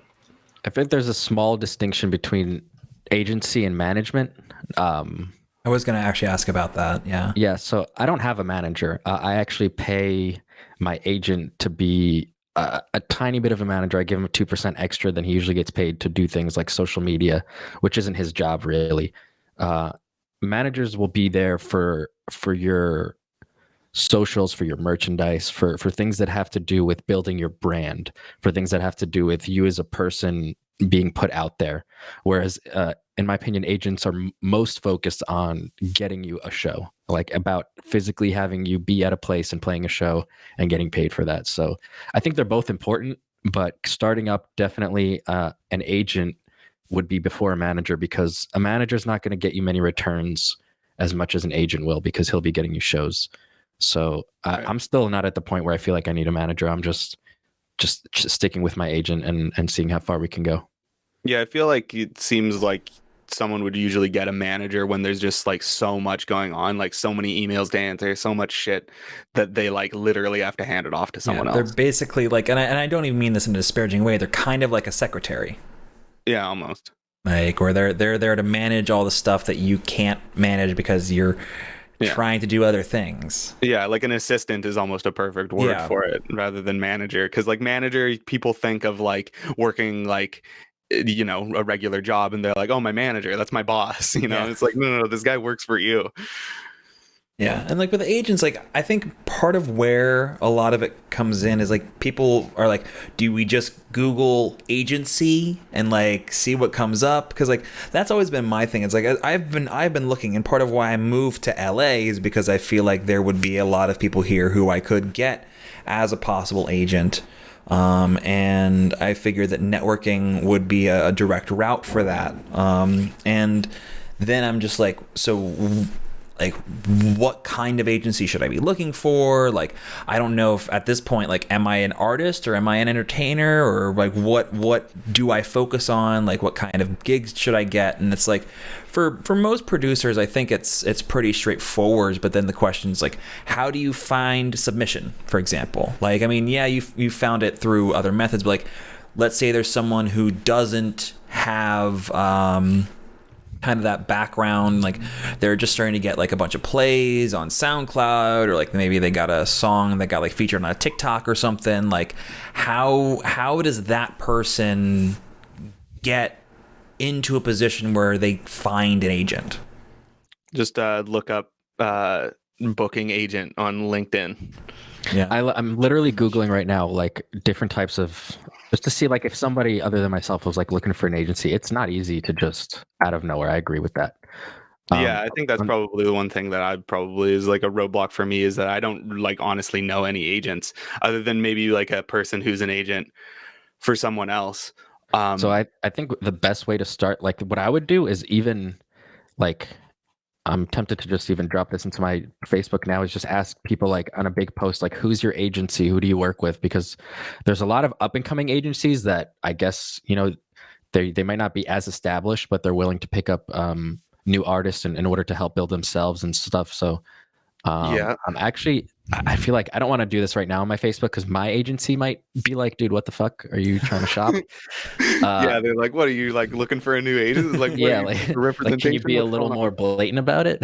Yeah. But I think that, yeah, if somebody like just makes a post, like, what agency do you work with? That's just like a great jumping point. Cause I know of like, there's like circle management. There's the big guys that, you can email and probably not get an email from again. But then there's so many of these other little ones that, like I said, there's got to be a resource somewhere to know about where to find a good agent. And if there isn't, then, well, this is a big free open market for the internet to have some kind of like, how they have there's a website where vocalists and musicians can meet. Yeah, where's They the would where's have, the what is it, like gig got? Where's the gig got for agencies? I'm sure that there There's are one. like those automated websites for agencies and stuff, but Tinder for agents. Yeah. yeah, Are agents exclusive? I wouldn't know that. Psychotics is not asking. usually. Yeah, no, I've had some experience with there's been like a couple people I've reached out to seeking like representation, and they were a little bit too much of like high profile kind of dudes or whatever. Like their roster is actually kind of like, like they're doing a lot better than I am, so like I got turned down. But there was this one girl who I went to college with, and she was talking to me about representation and stuff. Like she was saying that, like, because we all went to SAE in Vancouver, so we were all studying music production, and she was saying that like her specific like kind of goal with all of it in the end was to be a manager or agent and stuff like that, and like represent people, like more than really making the music itself for whatever reason. But I guess part of the course kind of did cover that sort of shit, so it makes sense. But I think she lives in Denver now or something like that, and I think I was talking to her before about it and everything. But that's probably another connection there, where it's like a person just starting off, they're eager to just they're eager to just like get artists, so it's probably best to kind of like bug them and be like, hey, so like you still want to do that? Like, because she was telling me about like different shows she could get me in like California and like all the different fucking connections and stuff that she has. So it's probably just a matter of like inspiring her to kind of continue doing that or something, or like get in the zone, because I don't think that's really what she's doing these days. Yeah, so I'm actually Googling right now. I found 2 agencies, like just off the top. Not that these would be like good to anybody, but yeah, it looks like all the huge agencies. Here, I'll link it in the chat, the one that I'm looking at currently. Oh yeah, where is the chat? Is it on this thing or is it on Twitch No, or it's on something? Twitch. It's on Twitch. Okay. I'm on the Twitch chat. Yeah. And so I know a few of these names. I know Nautix, I know Prolix, Mob Tactics, KJ Sokka's on this label, an agency. So it's like these agencies, it took me a little bit of Googling just to find this. It's like, I really never noticed this, how much of a distance there is between artists and trying to find an agency, because I've been with my agency for so long that it's never popped back up into my head. But yeah, this seems like a serious gap. It's a major pain in the ass. Yeah. Yeah. But thank you for Yeah, I appreciate your work. yeah, for sure. Your service is appreciated, Widdler. Yeah, no problem. I'm going to keep Googling here because there's got to be an answer somewhere. Mm. I'm finding a lot of stuff for indie bands, but not for electronic music. So Psychotics is asking some questions that I get what you're asking, Psychotics, but if it's okay, I'm gonna try and like move it towards like a different kind of question, which is like, how do you value when you are ready to kind of be quote unquote like a professional, which is like what these questions are about, like talking about like, how did you know when you're worthy of being managed? How do you know when you need to get an agent? Like this is like when should you consider yourself like a professional artist? Like where should like that designation be, and like at what point should you start worrying about that versus like actually working on music, for example? You know what I mean? I would say my thought process with it has always been like, if I'm getting booked for enough shows that I can't take care of it, then that's when I would look for somebody else to take care of that side of it for me. I have had a manager in the past, and it's like super fucking sweet and handy. Like stuff like before going on a tour, he like printed out these booklets of like where everything is, like suggested places to eat and stuff, and like, remember, be awake at this time and stuff like that. Just super cute and like so helpful. Like touring without that can be kind of like, wait, where am I supposed to be? What am I supposed to do? But yeah, like I think for a lot of that stuff, it's sort of like if you can't do it, I don't know, if you can't do it yourself, then it's like time to get help. That's kind of the way that I've always thought about it, but I'm open to being wrong about that. Sure. Sorry, I'm just looking at the thing that Widdler's linking. Yeah, I think another thing is, like I said, asking other artists is probably the best way to find agencies. Like that's what I'm thinking, because like I'm only finding huge agencies with ridiculously popular rosters for your festivals, or like very specific single hometown Facebook posts, like I'll book you here at Joe's Crab Shack. Right. So it's I think it's just, I guess the bottom line is try to ask as many people as you know that have agents who they're working with. I'm working with Submission, if anybody's curious.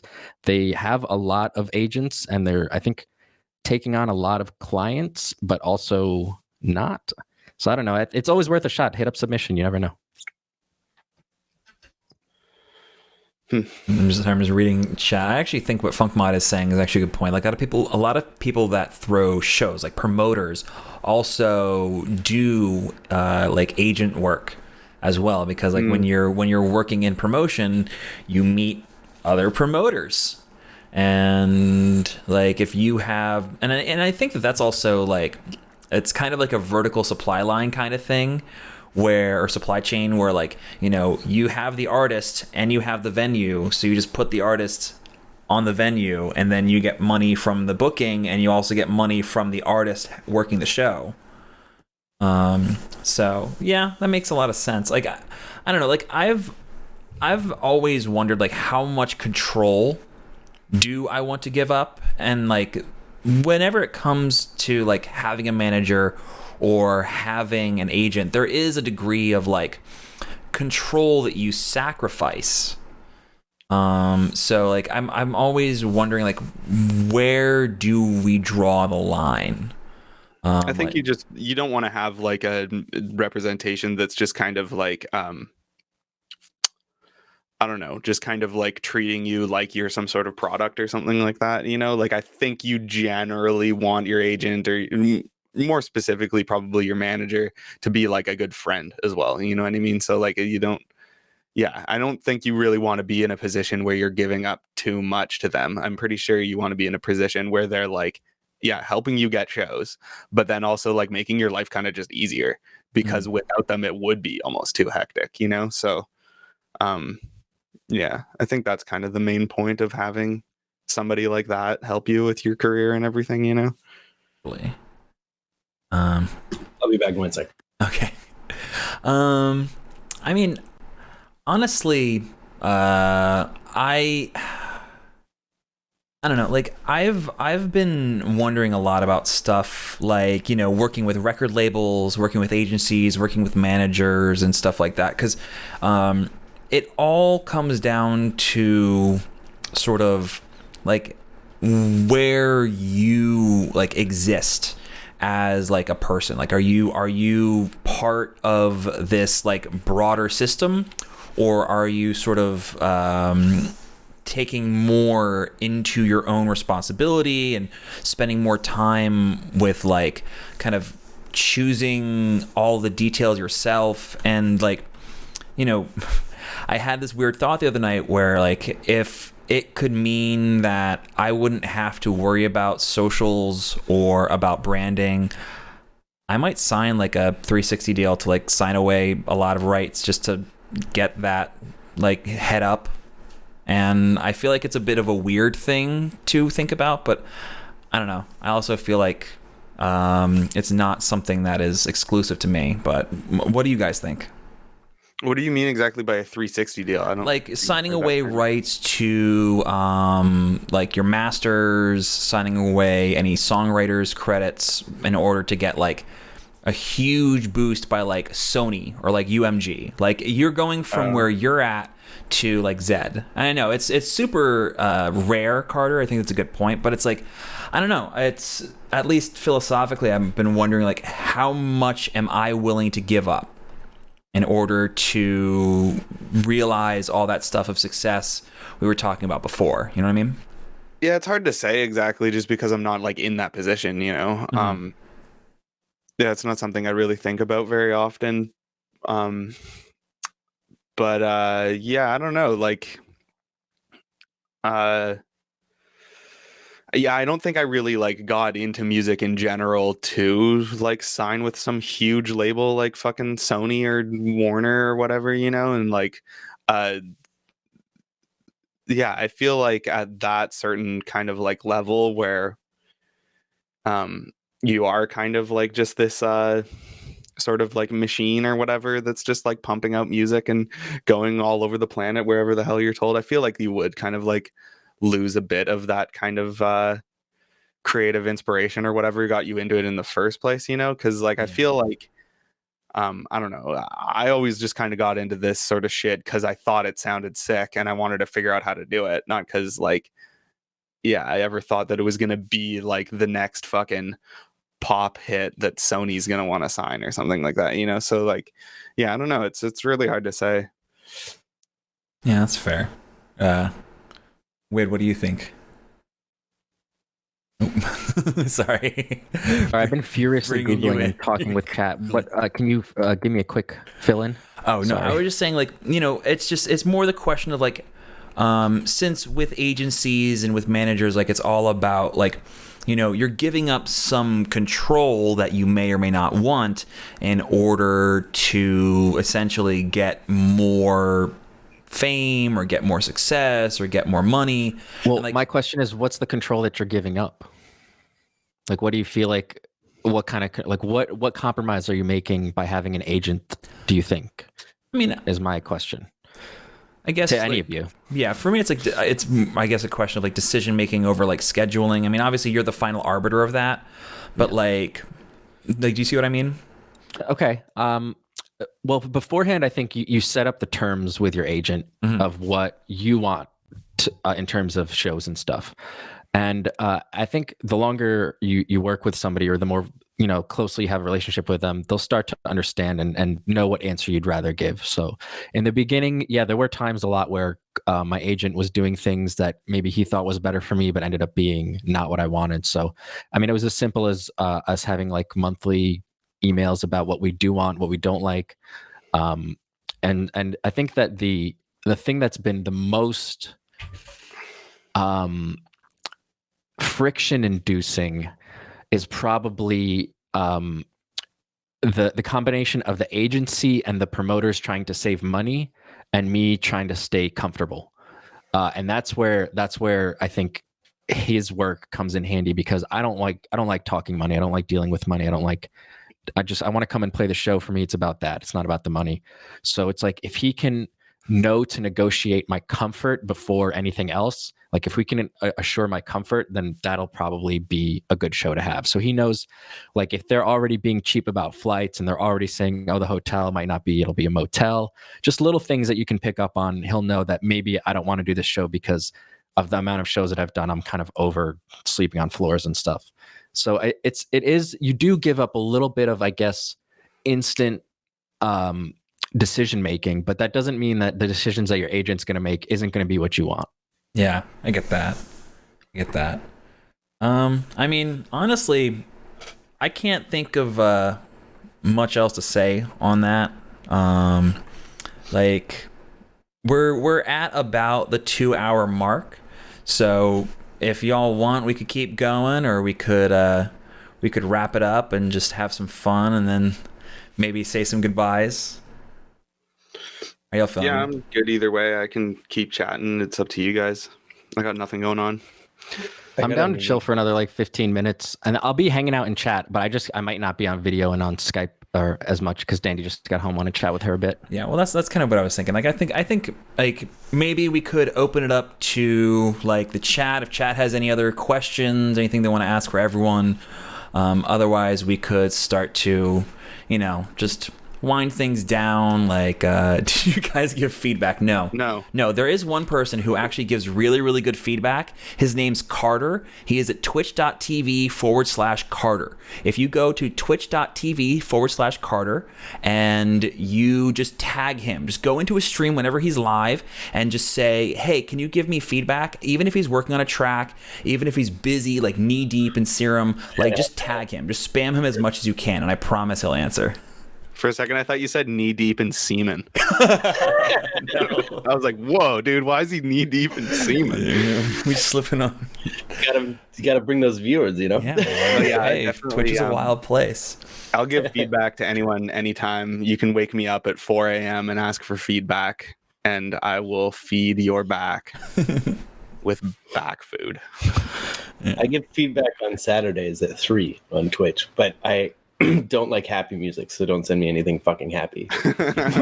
Get those major chords out of here. Fuck away from me. Yes, it's a free-for-all Q&A. Yeah. All right, Funk Mod asks, what's your idea of choosing a style to pursue? That would be like pretending to be two people who I like and failing. That's the way to look at it. I don't know if I understand that question. Yeah, like I'm just giving my best idea of a response. Well, I guess what about you think? What would you say is like, or I guess if I wanted to change the phrasing on it, like how do you decide? Like I want to write in X style, or do you even do that? Yeah, I do that. Yeah, I'm always thinking about that. Like, what is this? And the thing is that I suck at actually doing this style. So generally I'm like, oh yeah, I'm going for a techno track, and then it turns into some fucking avant-garde music concrete or something. But but yeah, I think about that a lot of like, and then I also think about my own, like my back catalog as like a style of music, or like a couple different styles of music. And so I'm like, okay, I'm going to make one of these types of tracks that I do, or I'm going to do one of these ones or something like that. Sure. What about the other two? I'd say like, I kind of do that similar sort of thing too, with like previous tracks where I'm like, oh, I want to write like one of those kind of things again. And I try to kind of like copy over, like, I don't actually copy and paste, but like I try to replicate what I did, like the whole process again. And a different tune comes out in the end anyways, but I'm like, oh, I started by like making the chords like this, and then I did that, and then I rendered that out and resampled it, and that's what I did in that tune, and that was cool. So I'm going to try to do that again. And then like the more that you kind of like repeat your specific process and different sounds come out, it all sounds like a new tune, but your style or something like that,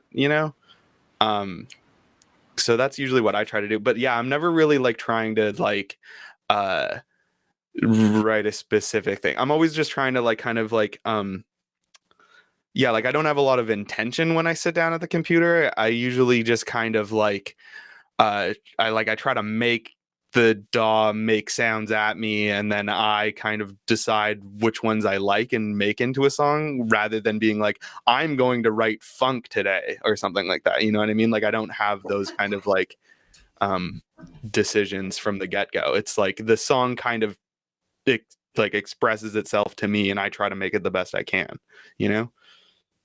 It's usually like a few hours into making a song that I even figure out what the fuck it even is, So like, yeah. It's not intentional usually. So the question is, how did you choose the style of music to pursue? Kind of like, well, it's like, how do you choose to like write in a certain way, or do you choose to write in a certain way? Most of my writing comes from there has to be a single spark, and most of the time is a sound that I didn't make. So usually, like, yeah, I'll do sound design, but for a lot of times, like, for me, the spark of an idea comes when I hear a certain sound I didn't make, and it just it comes at me. I just bring it into the DAW, and from there I can hear the song forming around it in my head. It's almost like I need to germinate an idea. I don't sit down and think like Premo was saying, I'm going to make a funk song. That rarely happens. Maybe 1 or 2 times have I sat down with a premeditated idea for a song and actually pulled through with it. Yeah.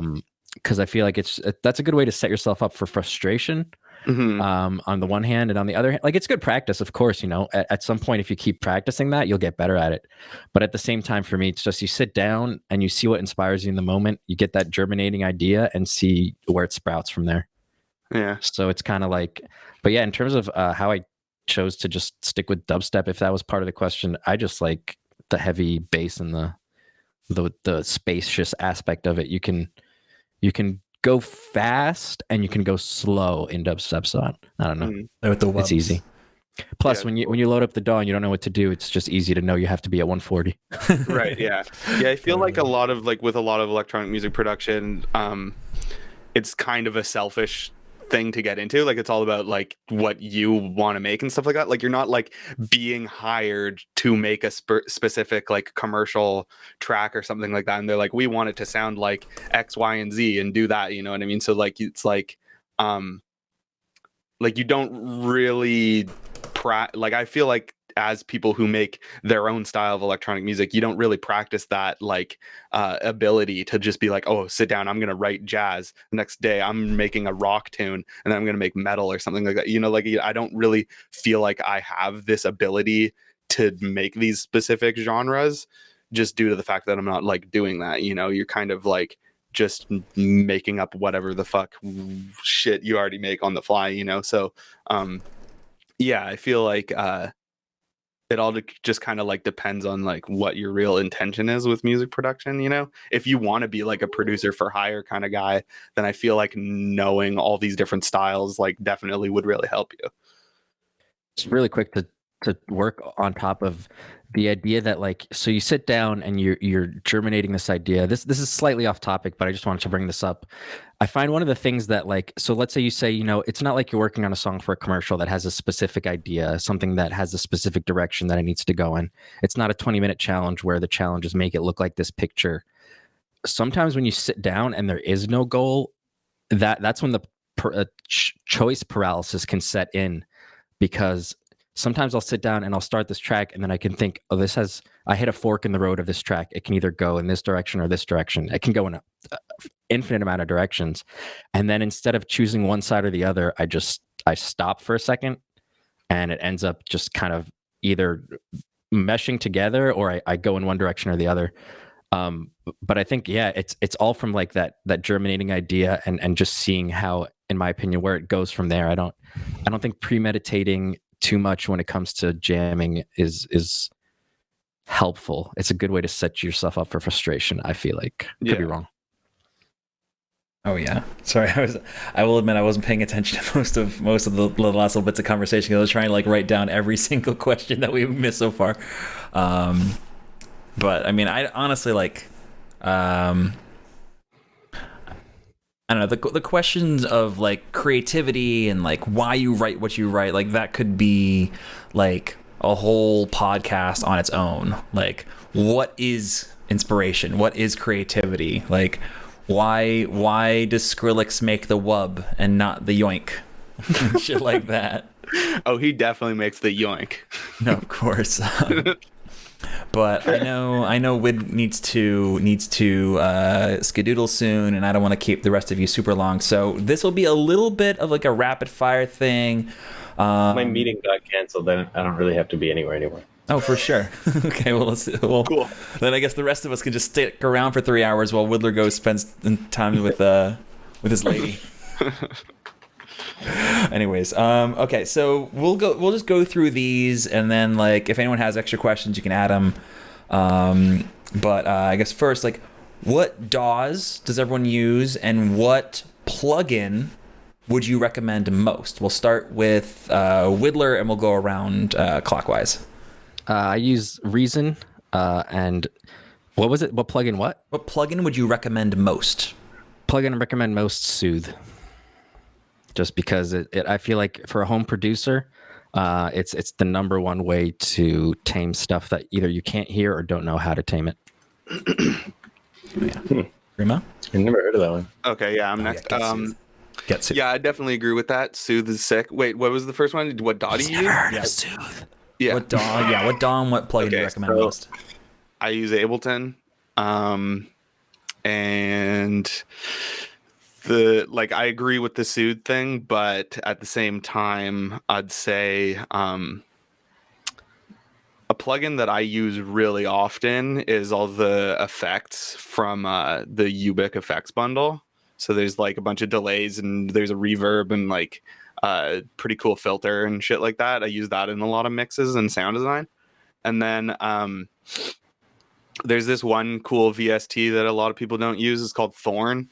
And it's kind of like Massive, but there's like a sequencer tab in it that's like you can kind of set up weird little glitchy sequences and stuff in Serum and in Massive, but this one's designed with like that already in mind. Like it just says glitch sequencer, and you turn it on, and it has like little stutter effects, and you can change the gate of each note, so you can have like it go on for a couple notes and then chop a couple, and then like so you can kind of like edit these little patterns into just a single patch and make some pretty crazy wobbly very odd patterny kind of sounds just by pressing a single note. You don't need to like kind of as opposed to like making a bass sound, rendering it out, chopping it up, and being like kind of like intentionally creative with it. You can kind of just fuck around in the synth and make the synth make random robotic bullshit sounds.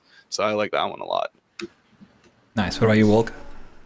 Wait, what was there's like the one that you recommend and the one... What DAW do you use, and what plugin would you recommend most? Okay, so I use Ableton, and what plugin? I don't use a whole lot of VSTs. Like Max for Live is your plugin. Yeah, kind of. Or like, if I had to recommend one, it would probably be Edison, like the image line audio wave editor. There's some really crazy shit that you can do just in there, and like the way that you can change a sound, or just having two instances of it and playing it back between the two and fucking with it, and the convolution reverb in there is fucking insane. Like you can do like convolution reverb inception, where you take a little snippet and then you apply convolution to that, and then you take a little snippet of the impulse response and apply convolution to that, and then you take a snippet of that, and you could just go on forever like that. So you can do some really awesome stuff in there. And they have this cool like blur tool for audio, which gives you this like almost kind of reverse reverb sound, but more screechy. You can get some really cool sounds out of that. I feel like lately the thing I've been using the most is Contact, to be honest. Yeah. I don't know. But actually so I was just looking at Thorn, and I was thinking about how like I guess I'm going too long. But I was just gonna say that like I've never actually enjoyed using any of those like glitch plugins. I always find that I like the results the most, like just doing it by hand, like just doing all those stutter edits and all that stuff, like and muting and blah blah blah, just going in by hand. Like it's a pain in the ass, but I just find that there's like, I don't know, there's like never a comparison between the two. You can tell when something's been like randomly glitched out in essence versus something that's like someone went in and like that's the big thing for me about Square Pusher. Like I can tell a Square Pusher track from like anyone else because he hand edited all those friggin' hits. Yeah, right. Yeah, I think like that's the thing about those senses. That's usually where I get kind of like a bass idea from. Okay, cool. But generally, it's a bit of both. It's like it starts with just kind of like the patterny kind of thing in the synth, which like doesn't sound nearly as sick as like all the processing that gets done to it later, and then like resampled a few times, and then I'll do that like 4 or 5 different ways render them all out and cut between the two of them. And then, once everything's in audio, you can push it much farther and like keep granulating it, keep doing different things. So it goes beyond that for sure. But yeah, I get what you mean, where like starting off, it doesn't just like make this sick kind of crazy sound out of nowhere, but you can get it somewhere pretty cool, I think. Yeah, that's interesting to think about it as a starting point instead of like, I guess the way that I was always thinking about it is sort of as an end point. But Right. which is weird because like I used to use Fruity Loops, and using gross beat in that way of like using it as a starting point, you can get some, because you can just drag any audio file onto the thing that's supposed to be like where it jumps into the track, and it'll just like give you this crazy like kind of sound. Yeah, exactly. No idea. And you can do a lot of cool shit with that. But yeah, that's interesting.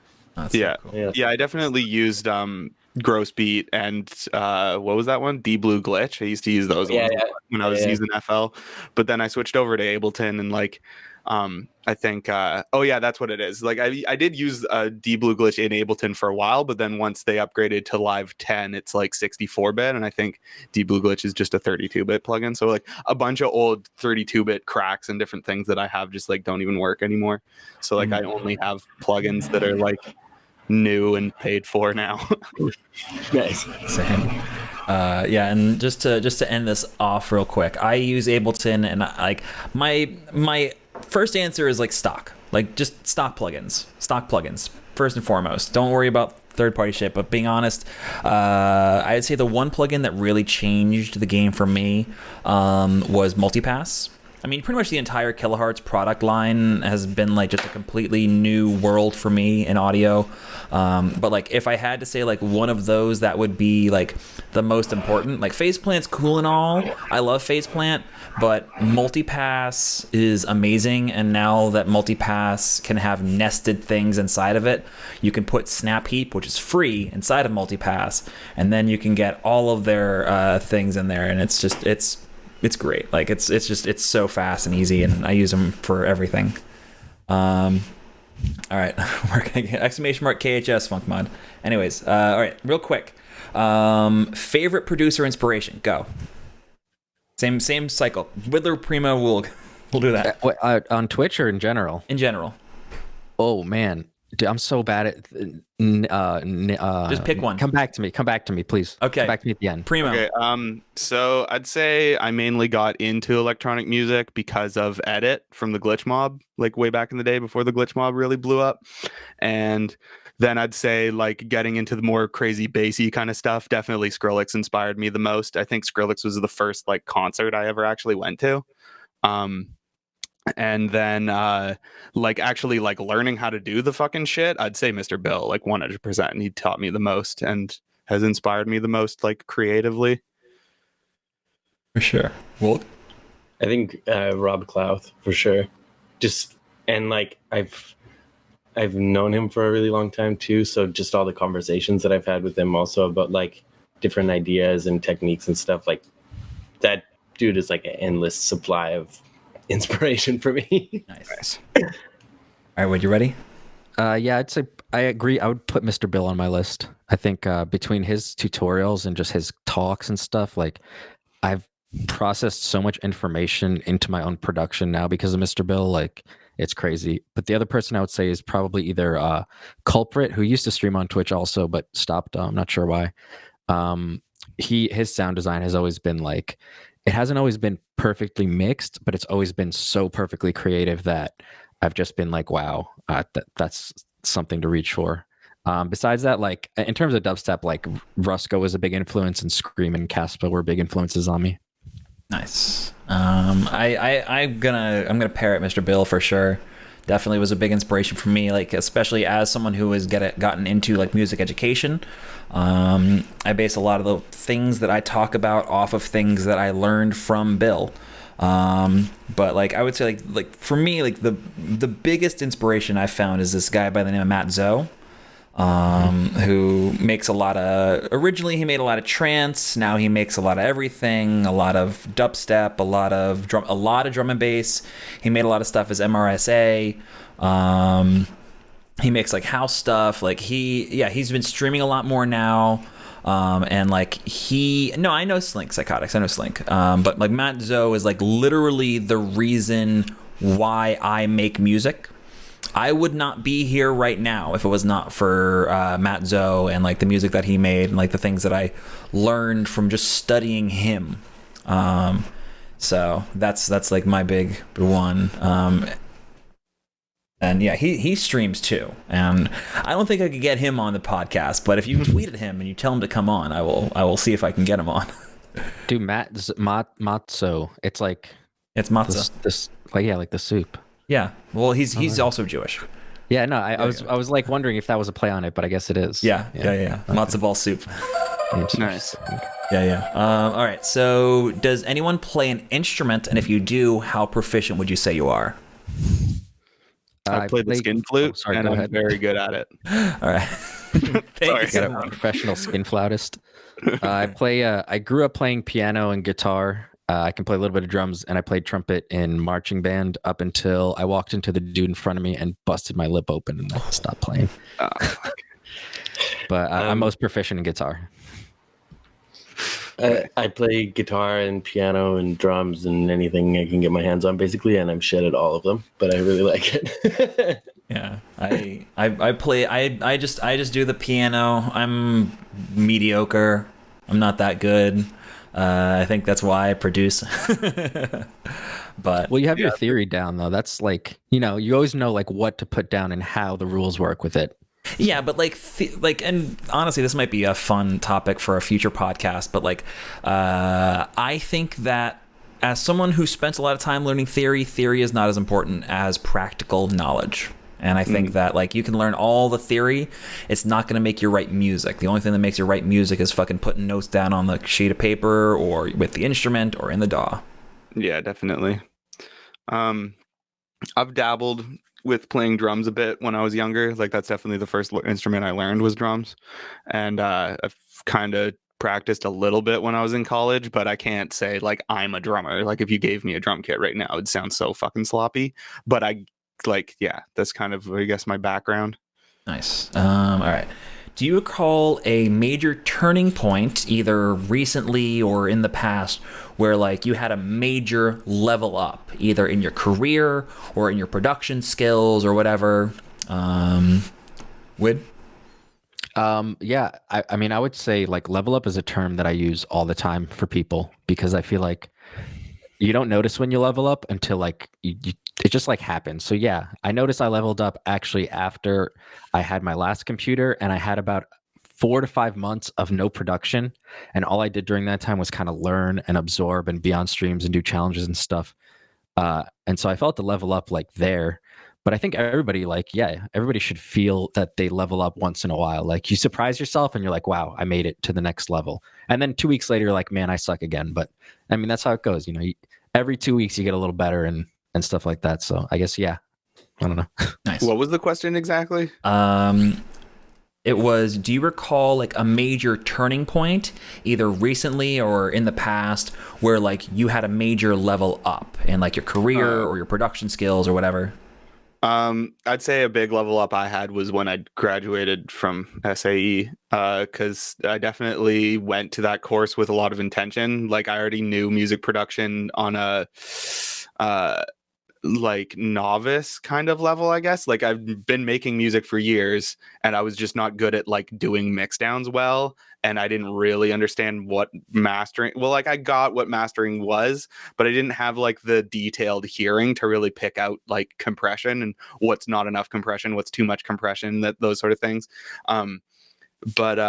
Yeah, definitely coming out of school and then putting everything that I learned to use and like making an EP really felt like, oh fuck, I know how to do this now, as opposed to before where I was like, I feel like I'm making these songs but like they're kind of fucked, and every time I try to send it to a label or something, they're like, yeah, no, like it's kind of close but I don't really like it or something like that. Like I would get like not terrible feedback, but it would be very like gentle, kind of like you're getting there but it's not there, so like, yeah, I was confused for a long time, and then really learning how to mix shit down properly. Like I had really good teachers when I went to school. I can't really say that just going to any production school is going to be like that, but this one guy named Sam, like really fucking explains how to use the tools properly in like a very like imaginary kind of way. Like you'd walk around the classroom and like really draw things and like explain things and stuff like that. So like it was really sick. Nice. All right, well, you're looking mighty comfy, Woulg.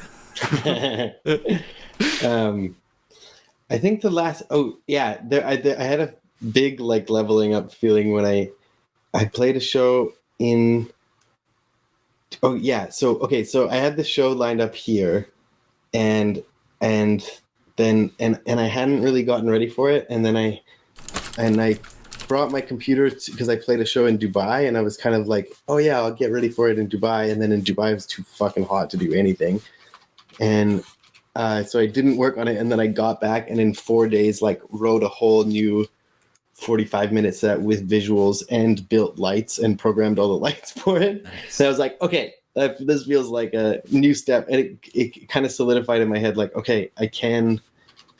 It could have been like the music was cool, the visuals were shit, and then the lights, I got some help with building them, so it kind of pointed out some areas where I could improve, and also like I was like, oh okay, it made me realize like, okay, I know how to do these XYZ things.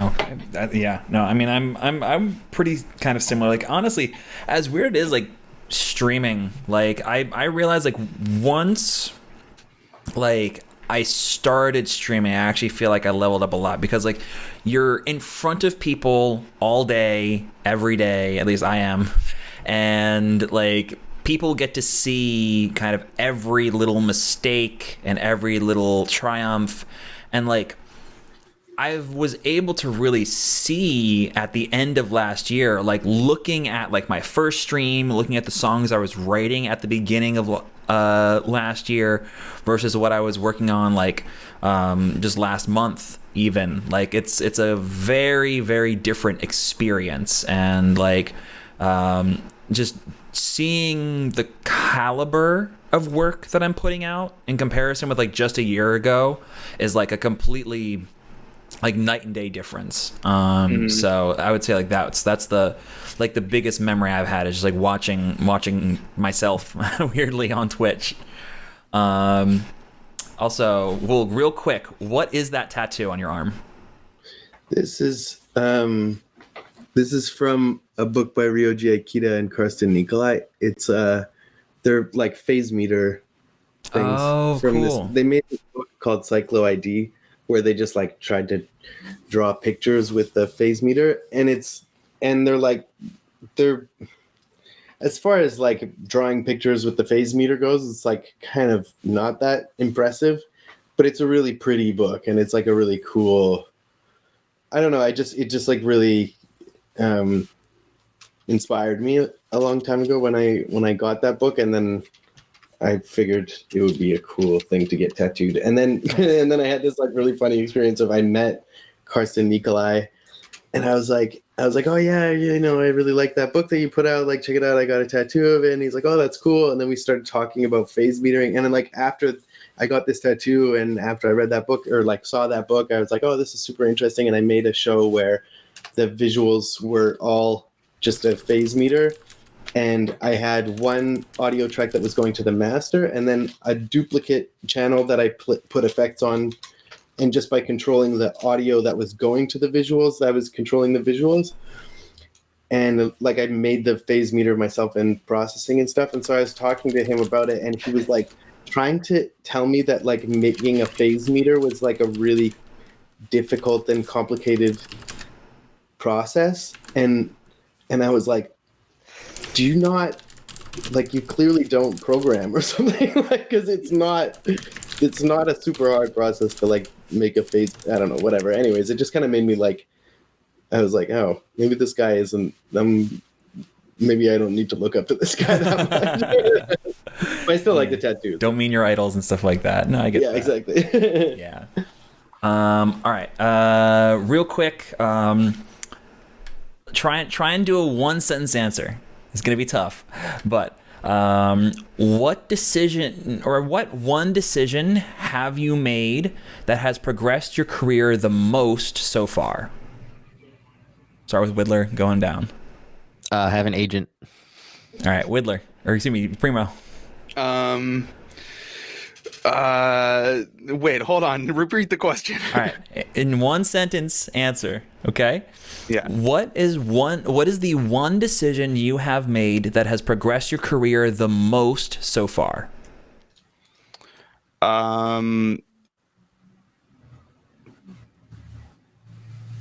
Probably just deciding to make the label with Bill Eagle Beats. I think that helped the most. Nice. Woulg? I have no idea. Like, they all seem to be equally meaningless, to be honest. Like, Yeah. I'm not really sure if anything really. Yeah, I feel like, yeah. You guys have good answers. Like, maybe I just have to do more for my career. Pretty much. I mean, honestly, I feel the same way most of the times. That if I'm being realistic, I would say like the one decision that I've made that has like advanced my career the most is to stop worrying about how unique or original or special my music is, and like just start referencing other people's tracks. Like literally, like the second I stopped being so precious over like my individuality as an artist, and like I kind of realized like, look, everything is derivative. All art comes from what you consumed before. So if you just remove the middleman and like just study other people's tracks, you'll have a much better time making your own music. I mean, I think just listening to music is a big thing to making better music, is just listening. A lot of people that start producing stop listening to music. It's weird. Yeah, I've definitely heard a few like closed-minded friends say that, who have like very weird music that they could improve on, and they're like, I don't listen to other shit. I just listen to, if I want to listen to music, I go and make music. And I'm like, okay, dude, fuck. All right, and then a final question. Pineapple on pizza, yes or no? Yes. Not like it's my yeah. favorite, but I'm down. I'm not a hater. Yep. There we go. You can Put whatever do you want on your pizza. I don't care. I put black olives on my pizza for 2 reasons. See that face you just made? That's number one. When I'm playing shows and I have a black olive pizza backstage, the odds of it getting snatched are 0. Nobody wants that shit. Nobody wants to smell like black olives backstage. I'm down with black olives. So on it's pizza. like half a taste thing and half a safety thing. Like, ain't nobody touching my gross pizza. What about mandarin oranges on a pizza? You ever had mandarin oranges on a pizza? Like, that's Now not too we're far pushing. from pineapple, but Yeah, we're Yeah, pushing. exactly. There's the one place that like had some sort of weird fucking pizza. It had like broccoli and mandarin oranges on it, and it was somebody fucking recommended me honey dipped pizza. Honey dipped pizza. Like as in like they actually dip the pizza in honey, or as in it's just the name of the restaurant? There's a place in Colorado that does this. Sorry, I'm Googling. Yeah, so they offer honey as like an extra topping. So like, honey's a great topping. Oh, on so it's pizza. like Are the you kidding garlic me? dip at Papa John's or whatever. Yeah. It's super sweet, but it sounds tasty. So there's my fat American flavor bud taste buds. Flavor buds. We have flavor buds now. Okay. All right, well, I'm sorry. On Thank you that- so much for having me on, man. I'm gonna Yeah. run and get some Yeah, some no stuff worries. done All here. right. Well, yeah. So shout yourself out, and then we're gonna go around. So feel free to shout yourself out and then depart. So Widdler, go first. I am the Widdler. You'll catch me on my stream, www.widdler.tv, Wednesdays. I'll also be in Musar's stream, and anybody else here in this chat that streams, when they're live, I'm in their stream because I'm a Twitch addict and it's not funny. All right, guys. I'll catch you later. Bye. Yeah. All right, Premo. Yeah, I'm Premo. You can check me out on SoundCloud and all that good shit. Just search Premo, all undercase with a period, and you should be able to find me. And then yeah, I have streamed before, but I should definitely do it more. So I'm gonna try to get back into streaming. I'm gonna try to make some tutorials too, because I've had people hit me up for like some questions, and like halfway through typing it all out, I'm like, why don't I just fucking make videos? Like, what am I doing this for? True. So yeah. All right. I'm gonna kick you out of the call now. All right, cool. See you later, guys. Bye. Okay. Okay. And finally, the person who was actually in this call before I got in this call. Whoa. All right. Shout yourself out, buddy. Yeah. So listen to my music on Spotify or whatever streaming thing you want, or use my plugins. Go to gumroad.com/Woulg for Max for Live or Reactor plugins, or follow me on Instagram, because I don't know why I'm doing that, but I really am thinking about Instagram a lot and Is it using Woulg it a or lot Woulg lately. Music? No, it's Woulg on Instagram. Okay, cool. Yeah, Woulg. What else? That's it. Just yeah, or like catch me on Twitch on Thursdays and Yes. Saturdays. What is your Twitch? at 3. That's also Woulg, right? Yeah, it's twitch.tv/Woulg. Whoops, wrong one. If I can spell. There we go. Whoops, I misspelled it. There we go. We did it. Yes. Alrighty. I'm gonna. Hi, dude. Thanks so much for having me on. This is super fun. No problem. I can't wait to have all of you on again in the future. Honestly. Yeah, that'll be fun. All right. Bye. Hi, dude. Take it easy. Okay. We're done. We did it. That was super fun. That was honestly a blast. Thank you all so much for hanging out with me while we were doing this.